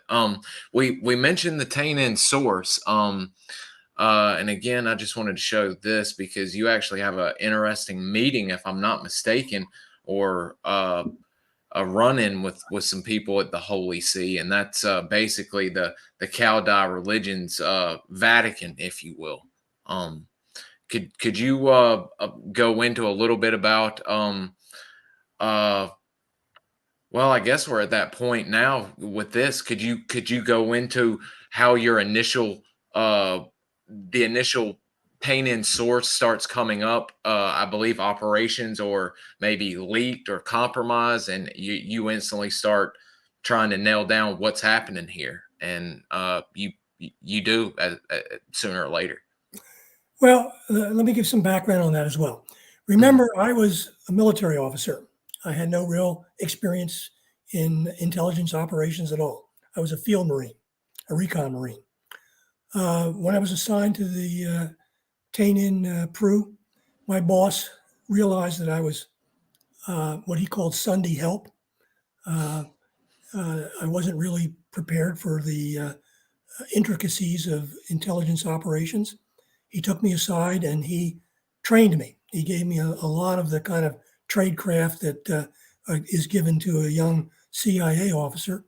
He also gave me very explicit instructions never to go off the reservation. If I was going to do anything, let him know in advance. Make sure he cleared it.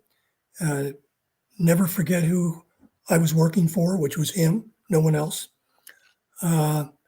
He was very strict. He ran a very tight shop. We weren't allowed to have any women staying in our villa, which I think was unusual. Maybe not unheard of, but unusual. He considered them a security risk, and they were never allowed inside our villa. In fact, no one without a security clearance was allowed inside our villa. Our villa was guarded by known mercenaries who were good soldiers and knew to keep people out that were supposed to be out.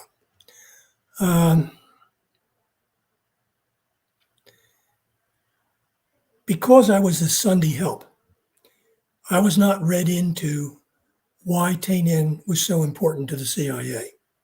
And the reason it was important is because the most highly placed spy that the CIA had in the war was located in Tay Ninh Province. And he was being controlled by the CIA and the Vietnamese special branch out of Tay Ninh. Because I went to the field frequently, and there was always a chance that I'd be captured, Mr. Steinbeck explained to me later that he couldn't allow me to know about the Tay Ninh source. He was afraid that under interrogation, under torture, I might reveal there was such a source providing high-level strategic intelligence to the CIA. However, I wasn't, as dumb as I look. There were several things that began to happen to me and to the PRU that made me suspicious of things. And in my book, I detail some of them. And the particulars of them were never really revealed to me until after I left Vietnam. I was always suspicious that there was something afoot.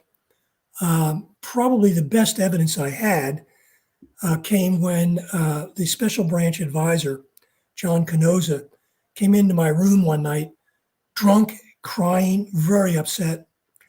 I asked him, John, what's wrong? And he said, Chuck signed off on one of my reports. And I said, gee, John, Mr.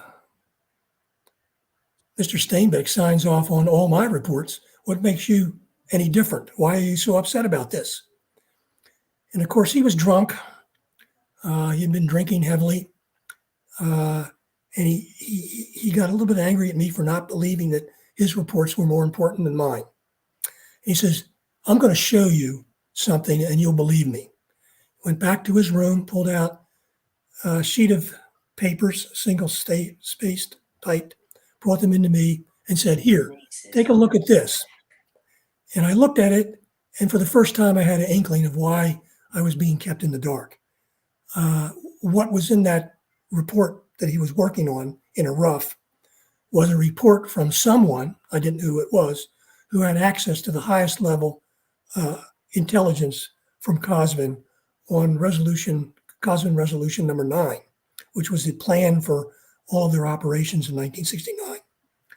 I read it, I glanced, he didn't let me reread it or read it in any length. I sort of scanned it, but I remember saying to John, this is pure dynamite. This is really, I don't know where you get this stuff, but this kind of information is pure gold. And he repeated, yes, it is absolutely pure gold. And now you understand why what I'm doing is more important than what you're doing. I asked some questions about this to Mr. Steinbeck and also to Mickey Paul, who was the PIC advisor. They said, you don't need to know about any of this. It's none of your business. Just do your job. So I did. And then a couple of years later, when I was back in the United States, I had lunch with John Canosa, and John Canosa revealed who the Tay Ninh Source was and why he was important, gave me some information about how he was recruited. Later on, I talked to Mr. Steinbeck, told Mr. Steinbeck what I had found out. He said, I'm not going to tell you whether that's true or not. You can believe what John said or not. He was very, very guarded. Still later, a CIA case officer who was also a Vietnamese linguist presented a paper, and I mean 30 years later, presented a paper at Texas Tech University identifying who the Tay Ninh Source was, Vo Van Ba, and provided some information on it. Furthermore, I had access to an interview with his Vietnamese case officer who controlled him for 5 years from 1970 to 1975. So I now know a great deal about the Tay Ninh Source. It's all very fascinating. Unfortunately for the Tay Ninh Source, he was betrayed by a Vietnamese special branch person who worked as an interpreter with Mr. Lam in our villa. He was betrayed by him in order to save his family. And Mr. Vo Van Ba was arrested at the end of the war, end of 1975, and he died under interrogation, I believe in June of 1975. To this day, the Vietnamese security services give classes to all of their intelligence officers on Vo Van Ba and why the CIA is so nefarious and capable of introducing a spy into their very ranks and keeping them there for 10 years. And without giving away a lot of it in the book, like you said, they're just stuff that just isn't making sense. Little things that are starting to catch your notice, and then of course when John, who up until that point was solid as a rock. And not saying he lost it thereafter, but had done nothing of the sort like this, and comes in and was John. I know John was, like you said, proud of his work, and saying it was important.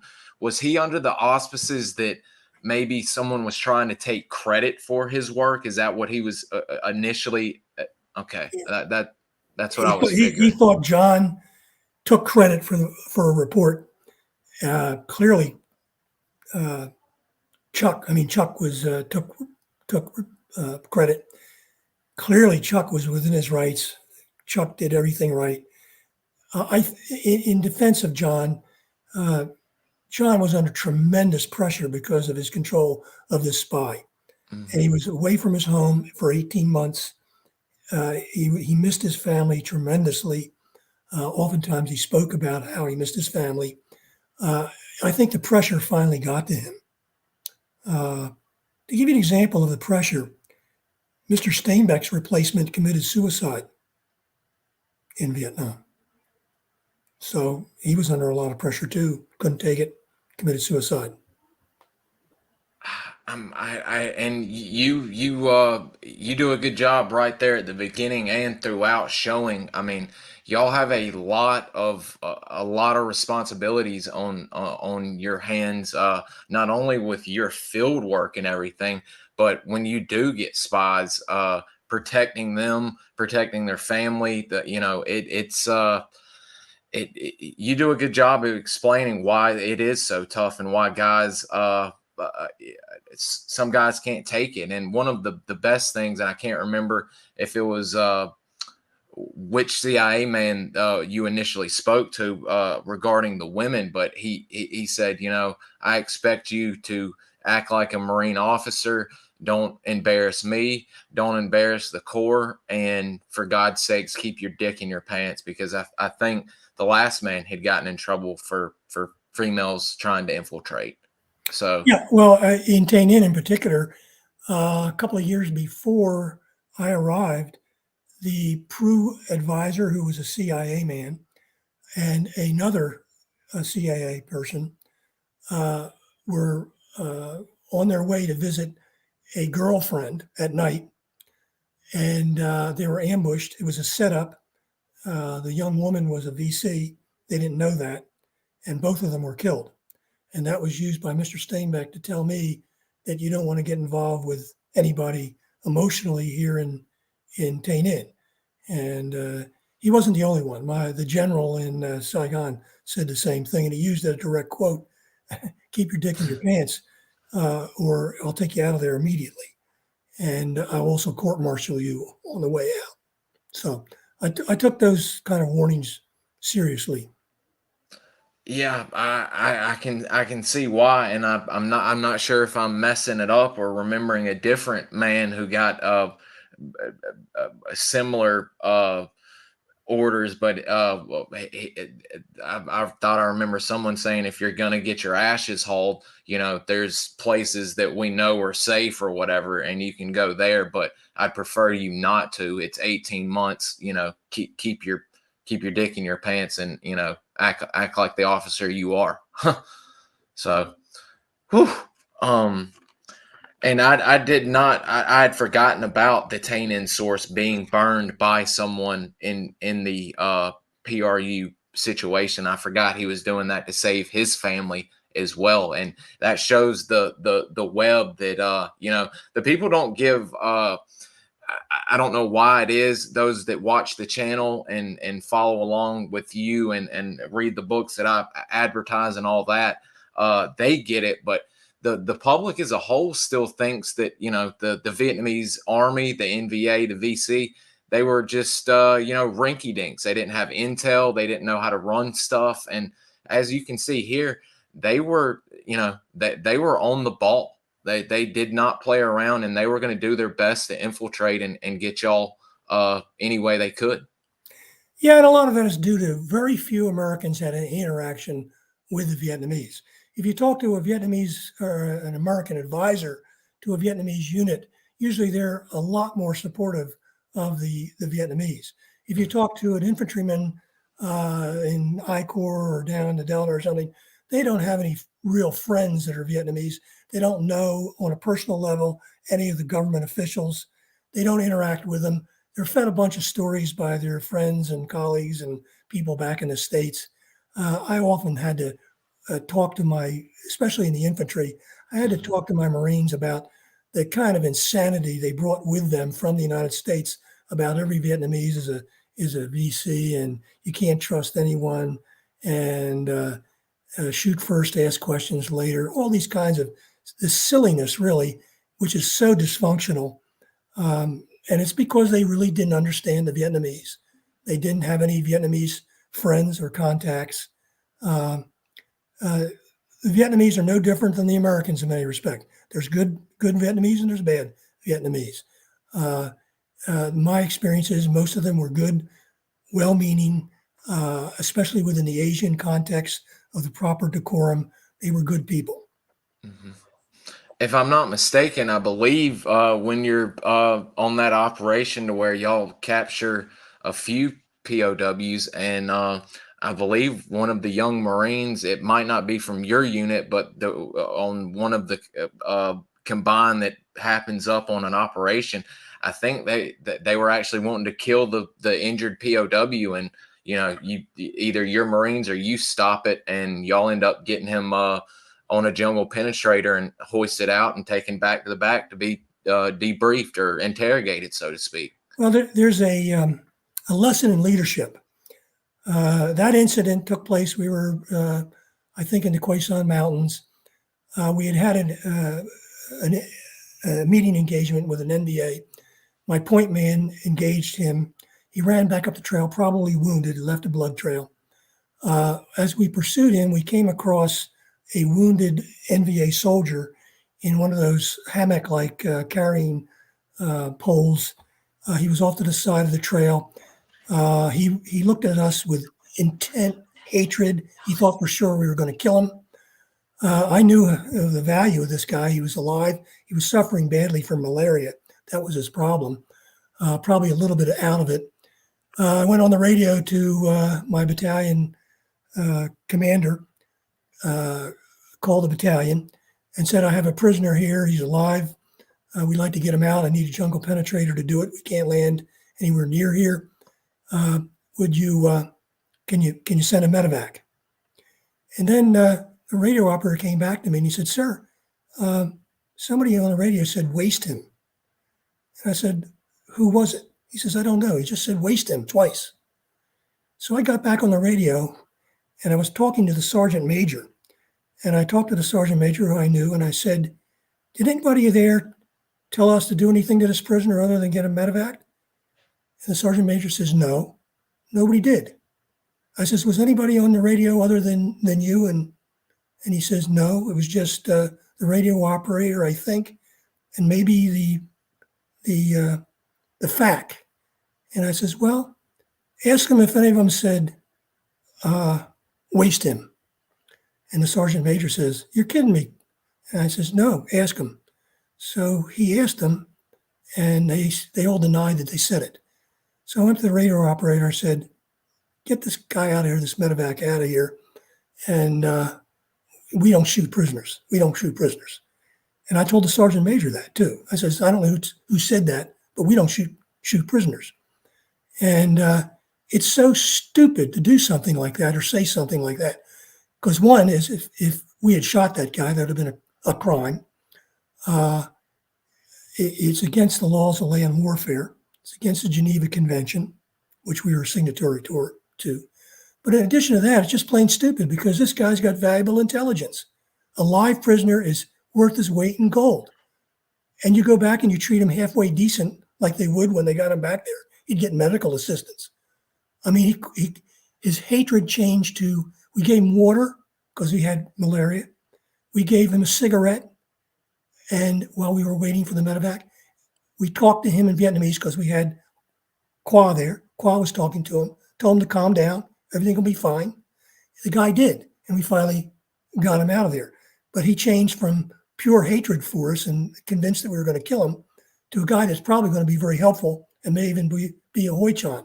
So that's the lesson to be learned. You need to have leaders who don't listen to people like the person that said waste him. And I hate to, even think of this, but, imagine you're not there and, that young radio operator, I don't know how old he was, but, thinking that's high command giving him an order. And, if you weren't there to check him or, he may have done the unthinkable, I mean, His name is Corporal Shoemate, and Corporal Shoemate was I guess about 20 years old. He was young. He was a very, very good radio operator. And he knew that something was wrong when that message was being conveyed to him to tell me. He knew that was wrong. And, bless his heart, bless his heart. what a good young man. I mean, I hope he made it through the war. I hope all your men did, but that good young man. Jason says, I'm a part of some Vietnamese Facebook groups, and they say life of VC was way better once captured compared to how they lived out in the field. And that is, Mr. Andy can tell you that. He gives it in the book to where much of these men, as a matter of fact, it may have been either this one or one after or before, where they find guys that are, I hate to say this, but they look like Auschwitz victims. They had malaria, dysentery, they were on the verge of death. And had they not found them, they would have died out there. And immediately, once Andy and the guys showed them a little bit of humanity and didn't treat them like animals, they down just like that. And there you go. You've got a Chew Hoy that's ready to give you information and help out the cause. So it's amazing. The leadership capability and quality cannot be overstated for you and other great leaders like you. You can really tell a lot about men. It's amazing. It's an honor I'll say it while we're on here. It's an honor to have getting to know you and to know you over these past few years. You're one hell of a man, sir. Well, thank you very much, but I don't really don't deserve the credit. Part of it is my religious training. We don't believe in taking innocent life. So if a soldier is unresisting, we take care of him. He's quit. His war is over, and there's nothing to be gained by treating him in a bad way. Absolutely. For a lighter note, since we're towards the end, do you have any rice wine stories with the Vietnamese you were with? No, but I do have some Camargue brandy stories. Whenever we had a successful operation with the PRUs, Mr. Steinbeck would allow me to take 1 or 2 bottles of Camargue or Camo brandy, which the Vietnamese liked. They would mix it with seltzer water and drink it, sometimes in excess. And we would have a little party for the PRU leadership in a little tiny dirt floor restaurant that served its favorite was the 7 kinds of beef. They had beef. When you say beef, probably was water buffalo, but they called it beef. And they served up 7 different dishes, and they would imbibe with this brandy, and they could drink. Their faces would get all red and everything, and they would stumble into a Jeep to get home, but they could drink quite a bit. And to be honest with you, I never tried to keep up with them because I was afraid of what could happen. They're all armed, and if anybody got in an argument, there'd be one hellacious firefight. Well, we've definitely gotten some funny stories of the Sogmen trying to keep up with them drinking and it not ending well, and then some of the card games after drinking turning into some gun battles. So yeah, they definitely could get wild. I've got a few photos that I'm going to show just of some of your men before we close out. These are great photos that you took. There's a typical daylight type of operation with the PRUs. I think I took this picture on a road. We were waiting to get picked up by some trucks, and they finished up a 3-day operation. I think we didn't really accomplish much on this operation other than get wet. We were kind of wet. And notice they've got all their new M16s, M79s. I think y'all had M60s too, didn't y'all? We had M60s. Let me just say that the CIA really knew how to take care of you. We had M16s before the airborne and Marines had them. We had a veritable menagerie of weapons at our villa. We had shotguns, we had Browning 9 millimeters, we had Swedish Ks, we had BARs, we had Bren guns, you name it, we had it. And, unlike the military where supply was often took weeks to get resupplied, I could get resupplied by the CIA in a matter of hours sometimes. They even brought up I needed a building, a Butler building built in one of the district headquarters for my PRUs. And I expected it would take, a month to 2 months to get it erected and everything. No, within 3 days, they showed up at the villa with this big truck and some workers on it and said, where do you want it? And I said, well, it's the district headquarters. I'll take you there. And we went there. They had it up in 2 days. And that included a cement floor. I mean, these guys were incredible. And whenever I wanted anything, it was done quickly. When I was leaving, we had some M16s that needed to be repaired. I took them down to Saigon. They not only repaired them, they replaced them with brand new ones. This is the way the CIA operated. They were just on my signature. They would give me anything I wanted. I mean, I think if I wanted to go down there and sign for cocaine, they would give it to me. They were really remarkable. When it came to logistics, they were really on top of their game. Man, that's amazing. And it looks like it. I mean, every time, every photo I've seen, it looks like y'all didn't have any issues with new uniforms, because every time I see you're looking dressed to the nines with a new tiger suit. Yeah, I had plenty of uniforms, plenty of everything. I actually had enough weapons and ammunition in the Connex boxes in the villa alone to equip a rifle company. Ooh, gosh almighty. Wow. I wanted to show one of your guys dressed as a VC, and we'll close out with some good questions that everybody has coming in. Yeah, I know this is probably controversial. Supposedly, we were not supposed to wear enemy uniforms. That is technically a violation of the Uniform Code of Military Justice. If they're caught with this uniform on, they could be summarily executed. But the PRUs were tough people. They didn't care.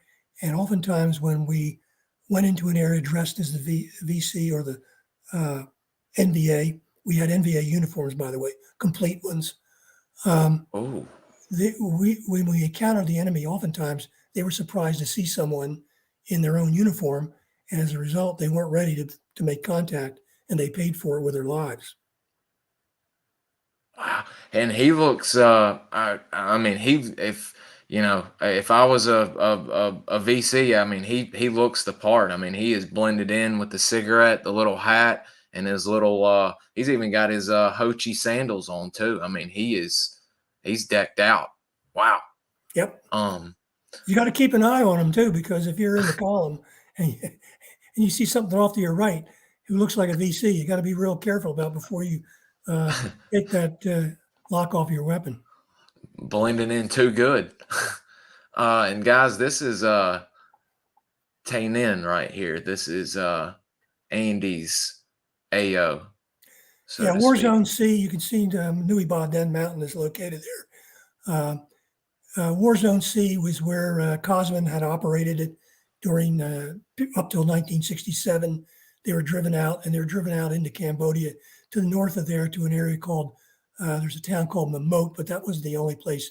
They were very much afraid of B-52 raids, so they spread their headquarters out over many miles.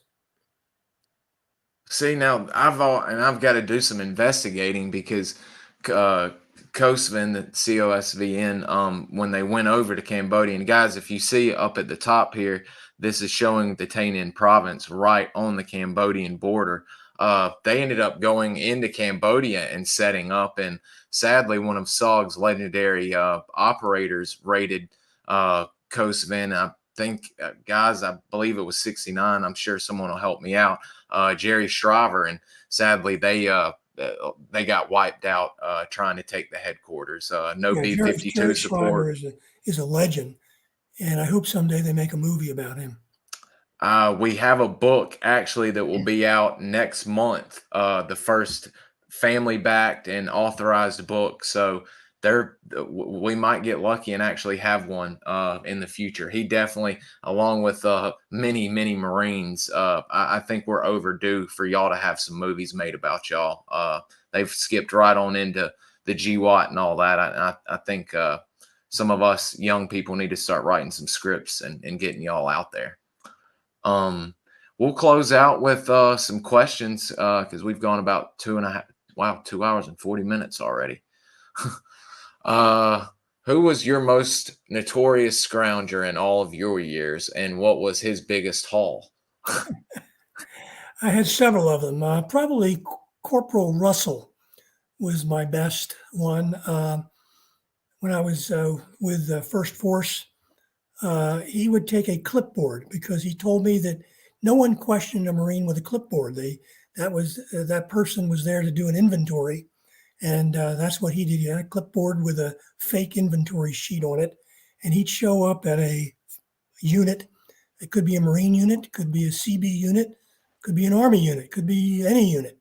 He had just done a little bit of recon while I was back from patrol, and he would get leads on where we could get things that we needed, like Arvin packs and different uniforms and better web gear and more canteens and beer and steaks and any number of things. So he was sort of a cross between a supply sergeant and a criminal, and he would go with his paperwork in hand, report to the person guarding the supplies, and tell them that he was from 1st Division Headquarters, Logistics Command, and that he was here to pick up the following items. And these poor people guarding the stuff fell for his line, all except for one time. And one time, they arrested him, the MPs. They came and got him, and he came back, and my commanding officer said to the MPs, "Listen, no reason for you people to write him up. I will punish him severely, and he will learn his lesson. I guarantee it." Well, Russell was right back out there the next time he was out doing the same thing. But he was very good. We benefited greatly. I mean, his biggest haul was a couple of pallets of beer, and that was his biggest haul. It wasn't good beer, but it was beer. Jason says, sounds like a damn good Marine. He was outstanding. Daniel would like to know, did you get to participate in any PSYOP missions, or did y'all have PSYOP with PRU, such as Wandering Souls? No, we didn't. Although in Recon, we used to take out PSYOP material. We used to take out cards, the Ace of Spades. We also took out posters that we would put on trees, warning them that we were in the area and we're going to kill them. And they had a chance to chew hoy or to the government, and that would be a wise thing to do before it was too late. We also took out flyers that said that their wives and daughters were being molested at home. A whole bunch of stuff that some of it was true, some of it wasn't, but we took it out with us. I'm not really sure how successful we were with it. I do know the leaflets that were dropped by air that were passes for the enemy to rally to the government, they did work. In fact, Quang used one. He kept one so that when he got to the Nong Song coal mine, he could show it to the Arvin officer that came out to meet him. That's amazing. One of my favorites is if y'all are reading this, one of some of y'all will die. y'all put up on the tree. Not I can't remember the words exact, but something to that effect. Uh, were there any old salts who wanted to stay with the M14 throughout Vietnam? Yes, there were. We had people that liked it. One of my first corpsmen took it with him all the time because he really liked it. Doc Willis. He took it because he could use it as a grenade launcher, but he also thought it had good stopping power. When later on, when I was in the infantry, most of those Marines had adjusted to the M16. Some of the staff NCOs probably would have preferred to have an M16. To show you how old I am, I first qualified with an M1 Garand in the Marine Corps, and I was a BAR man before I went to the Naval Academy. So I had experience with both of those weapons, like both of them. In fact, if I was shooting on a range today, I would still like the M1 Garand because I could really hold a tight group with it. And that's pretty interesting. First qualifying with the M1. Jason added on. Did y'all get any 30-round mags either with Force, with your rifle company, or PRU, or? With Recon, we only had 20-round magazines. In the infantry, I believe we began to have 30-round, and we had 30-round magazines with the PRU. And I guess through the company level, that'd come down through the Marines, and then with the CIA or PRU, I should say, that came from your CIA armorers and such. Okay. Yeah, I think in terms of the Marine Corps, supply improved greatly from my first tour to my second tour. During my first tour, we were dealing with a lot of World War II extras. Some of it was obsolete. We had problems with some of the mortar rounds that we had, but that was vastly improved during my second tour. I never had any kind of supply problems on my second tour with either recon or my experience with the infantry. Yeah, to be honest, it seemed like a night and day difference right off the bat from when you got back to Reasoner. To be honest,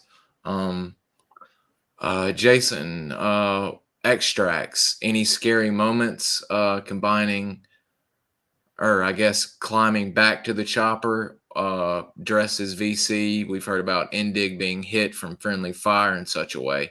Oh, he means dress. Your Indigs being hit. I'm sorry. Yeah. Yeah, I was very conscious of that. I told the first Air Cav pilots and the 25th Infantry pilots that my people might be dressed in uniforms that looked a lot like the VC or the NVA. And if I'm with them, I will make sure that we don't get in a position where you're going to fire on them. And please, before you do fire, clear it with me if I'm with them. If I'm not with them, allow me enough time to warn them to get together in a group so that they're easily identified. Don't have anybody out far from the LZ, and make sure that they had a radio, of course, and I'd give them the frequency of the choppers.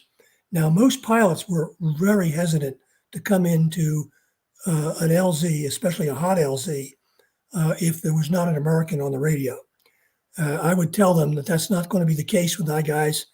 Some of them could speak very good English. Some of them could speak very little English, but they were good people. And that if you had any doubts, don't pick them up, but don't shoot them. I said, if they're not shooting at you, it's probably a good idea to treat them as friendlies. I remember some of the guys saying that if and it's not always the case, but if possible, they would have either an armband, or they'd make sure if it was an NVA dress team, the American would try and come out first. Little things kind of like you described to halt that itchy 19-year-old door gunner a little bit. Did you already ask? the firefight question. I'm not sure if I remember which firefight question you were referring to, Daniel. Jason, hang on one second. Um, bu- bu- bu- bu- Oh, yes, I'm sorry. Now that we're at the perfect time, since we're at the end, what kind of differences did you see in yourself from your first firefight in Vietnam versus your last? Also, how different were your roles in those situations? Well, my first firefight was really kind of one-sided. That was the patrol. I went out with Corporal Watson. We were taking revenge on the loss of Captain Barnes. That was the first time I opened fire. Uh, that was I was a little bit hesitant to open fire. I remember having a sort of a tick in my response. Fortunately for me, Corporal Watson and I think Corporal Barecki opened up and did all the damage. However, I fired at a fleeing uh, VC who went into some high elephant grass. Pretty sure I hit him. He was running away. I emptied an entire magazine after him, and I'm sure I caught him. That was my first firefight. Uh, the last firefight I was in was really not a firefight either. That was with the PRUs. I went out with the PRUs, and we were on a joint operation with the Army, and we had some NVA fleeing from us, and I opened fire. I remember thinking in my mind, this is very similar to my training as a Marine. Hold them and squeeze them. Don't jerk yourself off the target. Take individual shots. And I shot probably at a little over 100 yards. Should have been an easy kill. However, I only wounded the guy. Later on, he was taken prisoner and brought back to, I think, Tay Ninh West for interrogation. Wow, man, that's not a bad way to end your last firefight there. Getting a wounded prisoner in. Ouch. Jason, what do you think of today's reconnaissance units, Marine reconnaissance units, I should add? Well, even on my best day, I'd never be able to make it. They are far superior than I, even when I was young. Um, they're sort of like professional athletes today. They're very, very highly trained. I had very little, if actually no reconnaissance training before I was assigned to a reconnaissance unit. The only reason I was there is because I was jump qualified, and because the unit needed someone to replace an officer who was killed. Um, I did the best I could. I think I did an all right job, maybe a little better than mediocre. But today's recon Marines are, like I say, professional athletes. They're very highly trained. Um, they run forever, they swim forever. I could never keep up with them, even on my best day swimming. I could swim and did some scout swimming, but they're far better than I. I've observed them. They're some of the best reconnaissance people in the world, I think. I would definitely say that, especially getting to speak to some of the initial guys from subunit. Was it subunit one before Marsoc and Marsob? They are, I mean, just absolute beast of men. Some of them are very unassuming and hardcore, and then others, like you said, look like football players that should be playing, NFL football. um, and for our last question, I don't know if you're going to be able to go into detail much on this, but we'll see. Jason would like to hear about your work training the Saudis, if you can. Yeah, I can talk about that a little bit. When I left the Marine Corps, I was in poor financial straits. My wife looked in the newspaper and saw an advertisement from the Vanell Corporation for people who were experienced with the light armored vehicle light armor vehicle, LAV 25. And of course, I commanded a LAV battalion in the 2nd Marine Division, and I felt that I had the kind of expertise they were looking for. So I went down for an interview. They hired me immediately, and they sent me immediately to Saudi Arabia, where I took on the job of training and actually fielding over 1,000 light armor vehicles to the Saudi National Guard. Now, the National Guard is different from their army, but has the same kind of mission. They're more of a military unit. They're not like our National Guard. Their primary mission is to maintain internal stability and protect the royal family, but they're also considered the unit, an elite unit. They provide security all the time for the royal family. They have, I think, 3 brigades, and they're all equipped with light armor vehicles. A Praetorian Guard, if you will. A large Praetorian Guard. They're about the same size as their army. Ooh, man. In fact, at the Battle of Khopji during the first Iraqi war, the units that were employed there against the Iraqis were from our 2nd Brigade. They were National Guard unit. And at that time, the Saudi leadership of that brigade had been called back to Riyadh to do some planning in coordination with the royal family. And so when the enemy struck, there was no leadership there. So the Vanel Corporation had their advisors, and the advisors actually formed the battle staff that fought that battle for the Saudis. It's not often mentioned, but it's true. If you ask anybody who was there, they'll tell you that it was Vanel civilians, former army officers, who actually conducted that battle. I will be looking into that more. Wow. That's very interesting. I didn't know quite all of those details. That's very interesting. For our last question, with all of your years, when did you feel personally you were at your peak?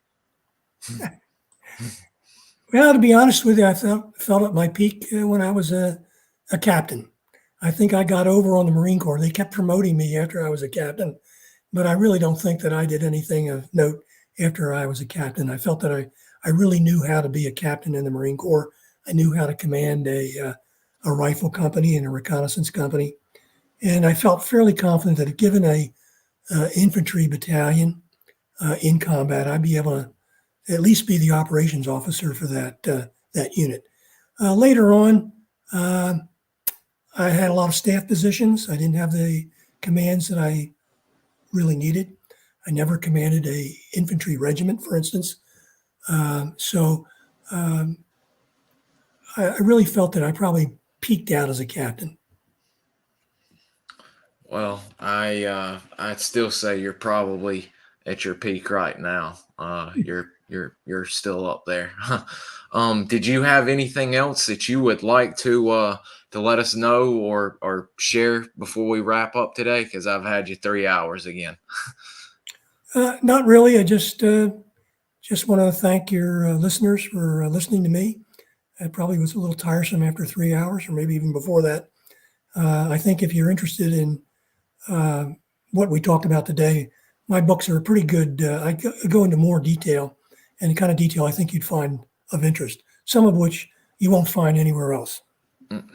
And that's I hate to say it, that's why I really didn't get into some of the more big ones like we did on the first part, because it's a lot thicker. You can't tell because all of my notes in the book, but it is heck, it's right at 296 pages, and some of the information is nowhere else, to be honest with you. So definitely go out and get it. And everyone's saying thank you for your time, and we've never been getting bored.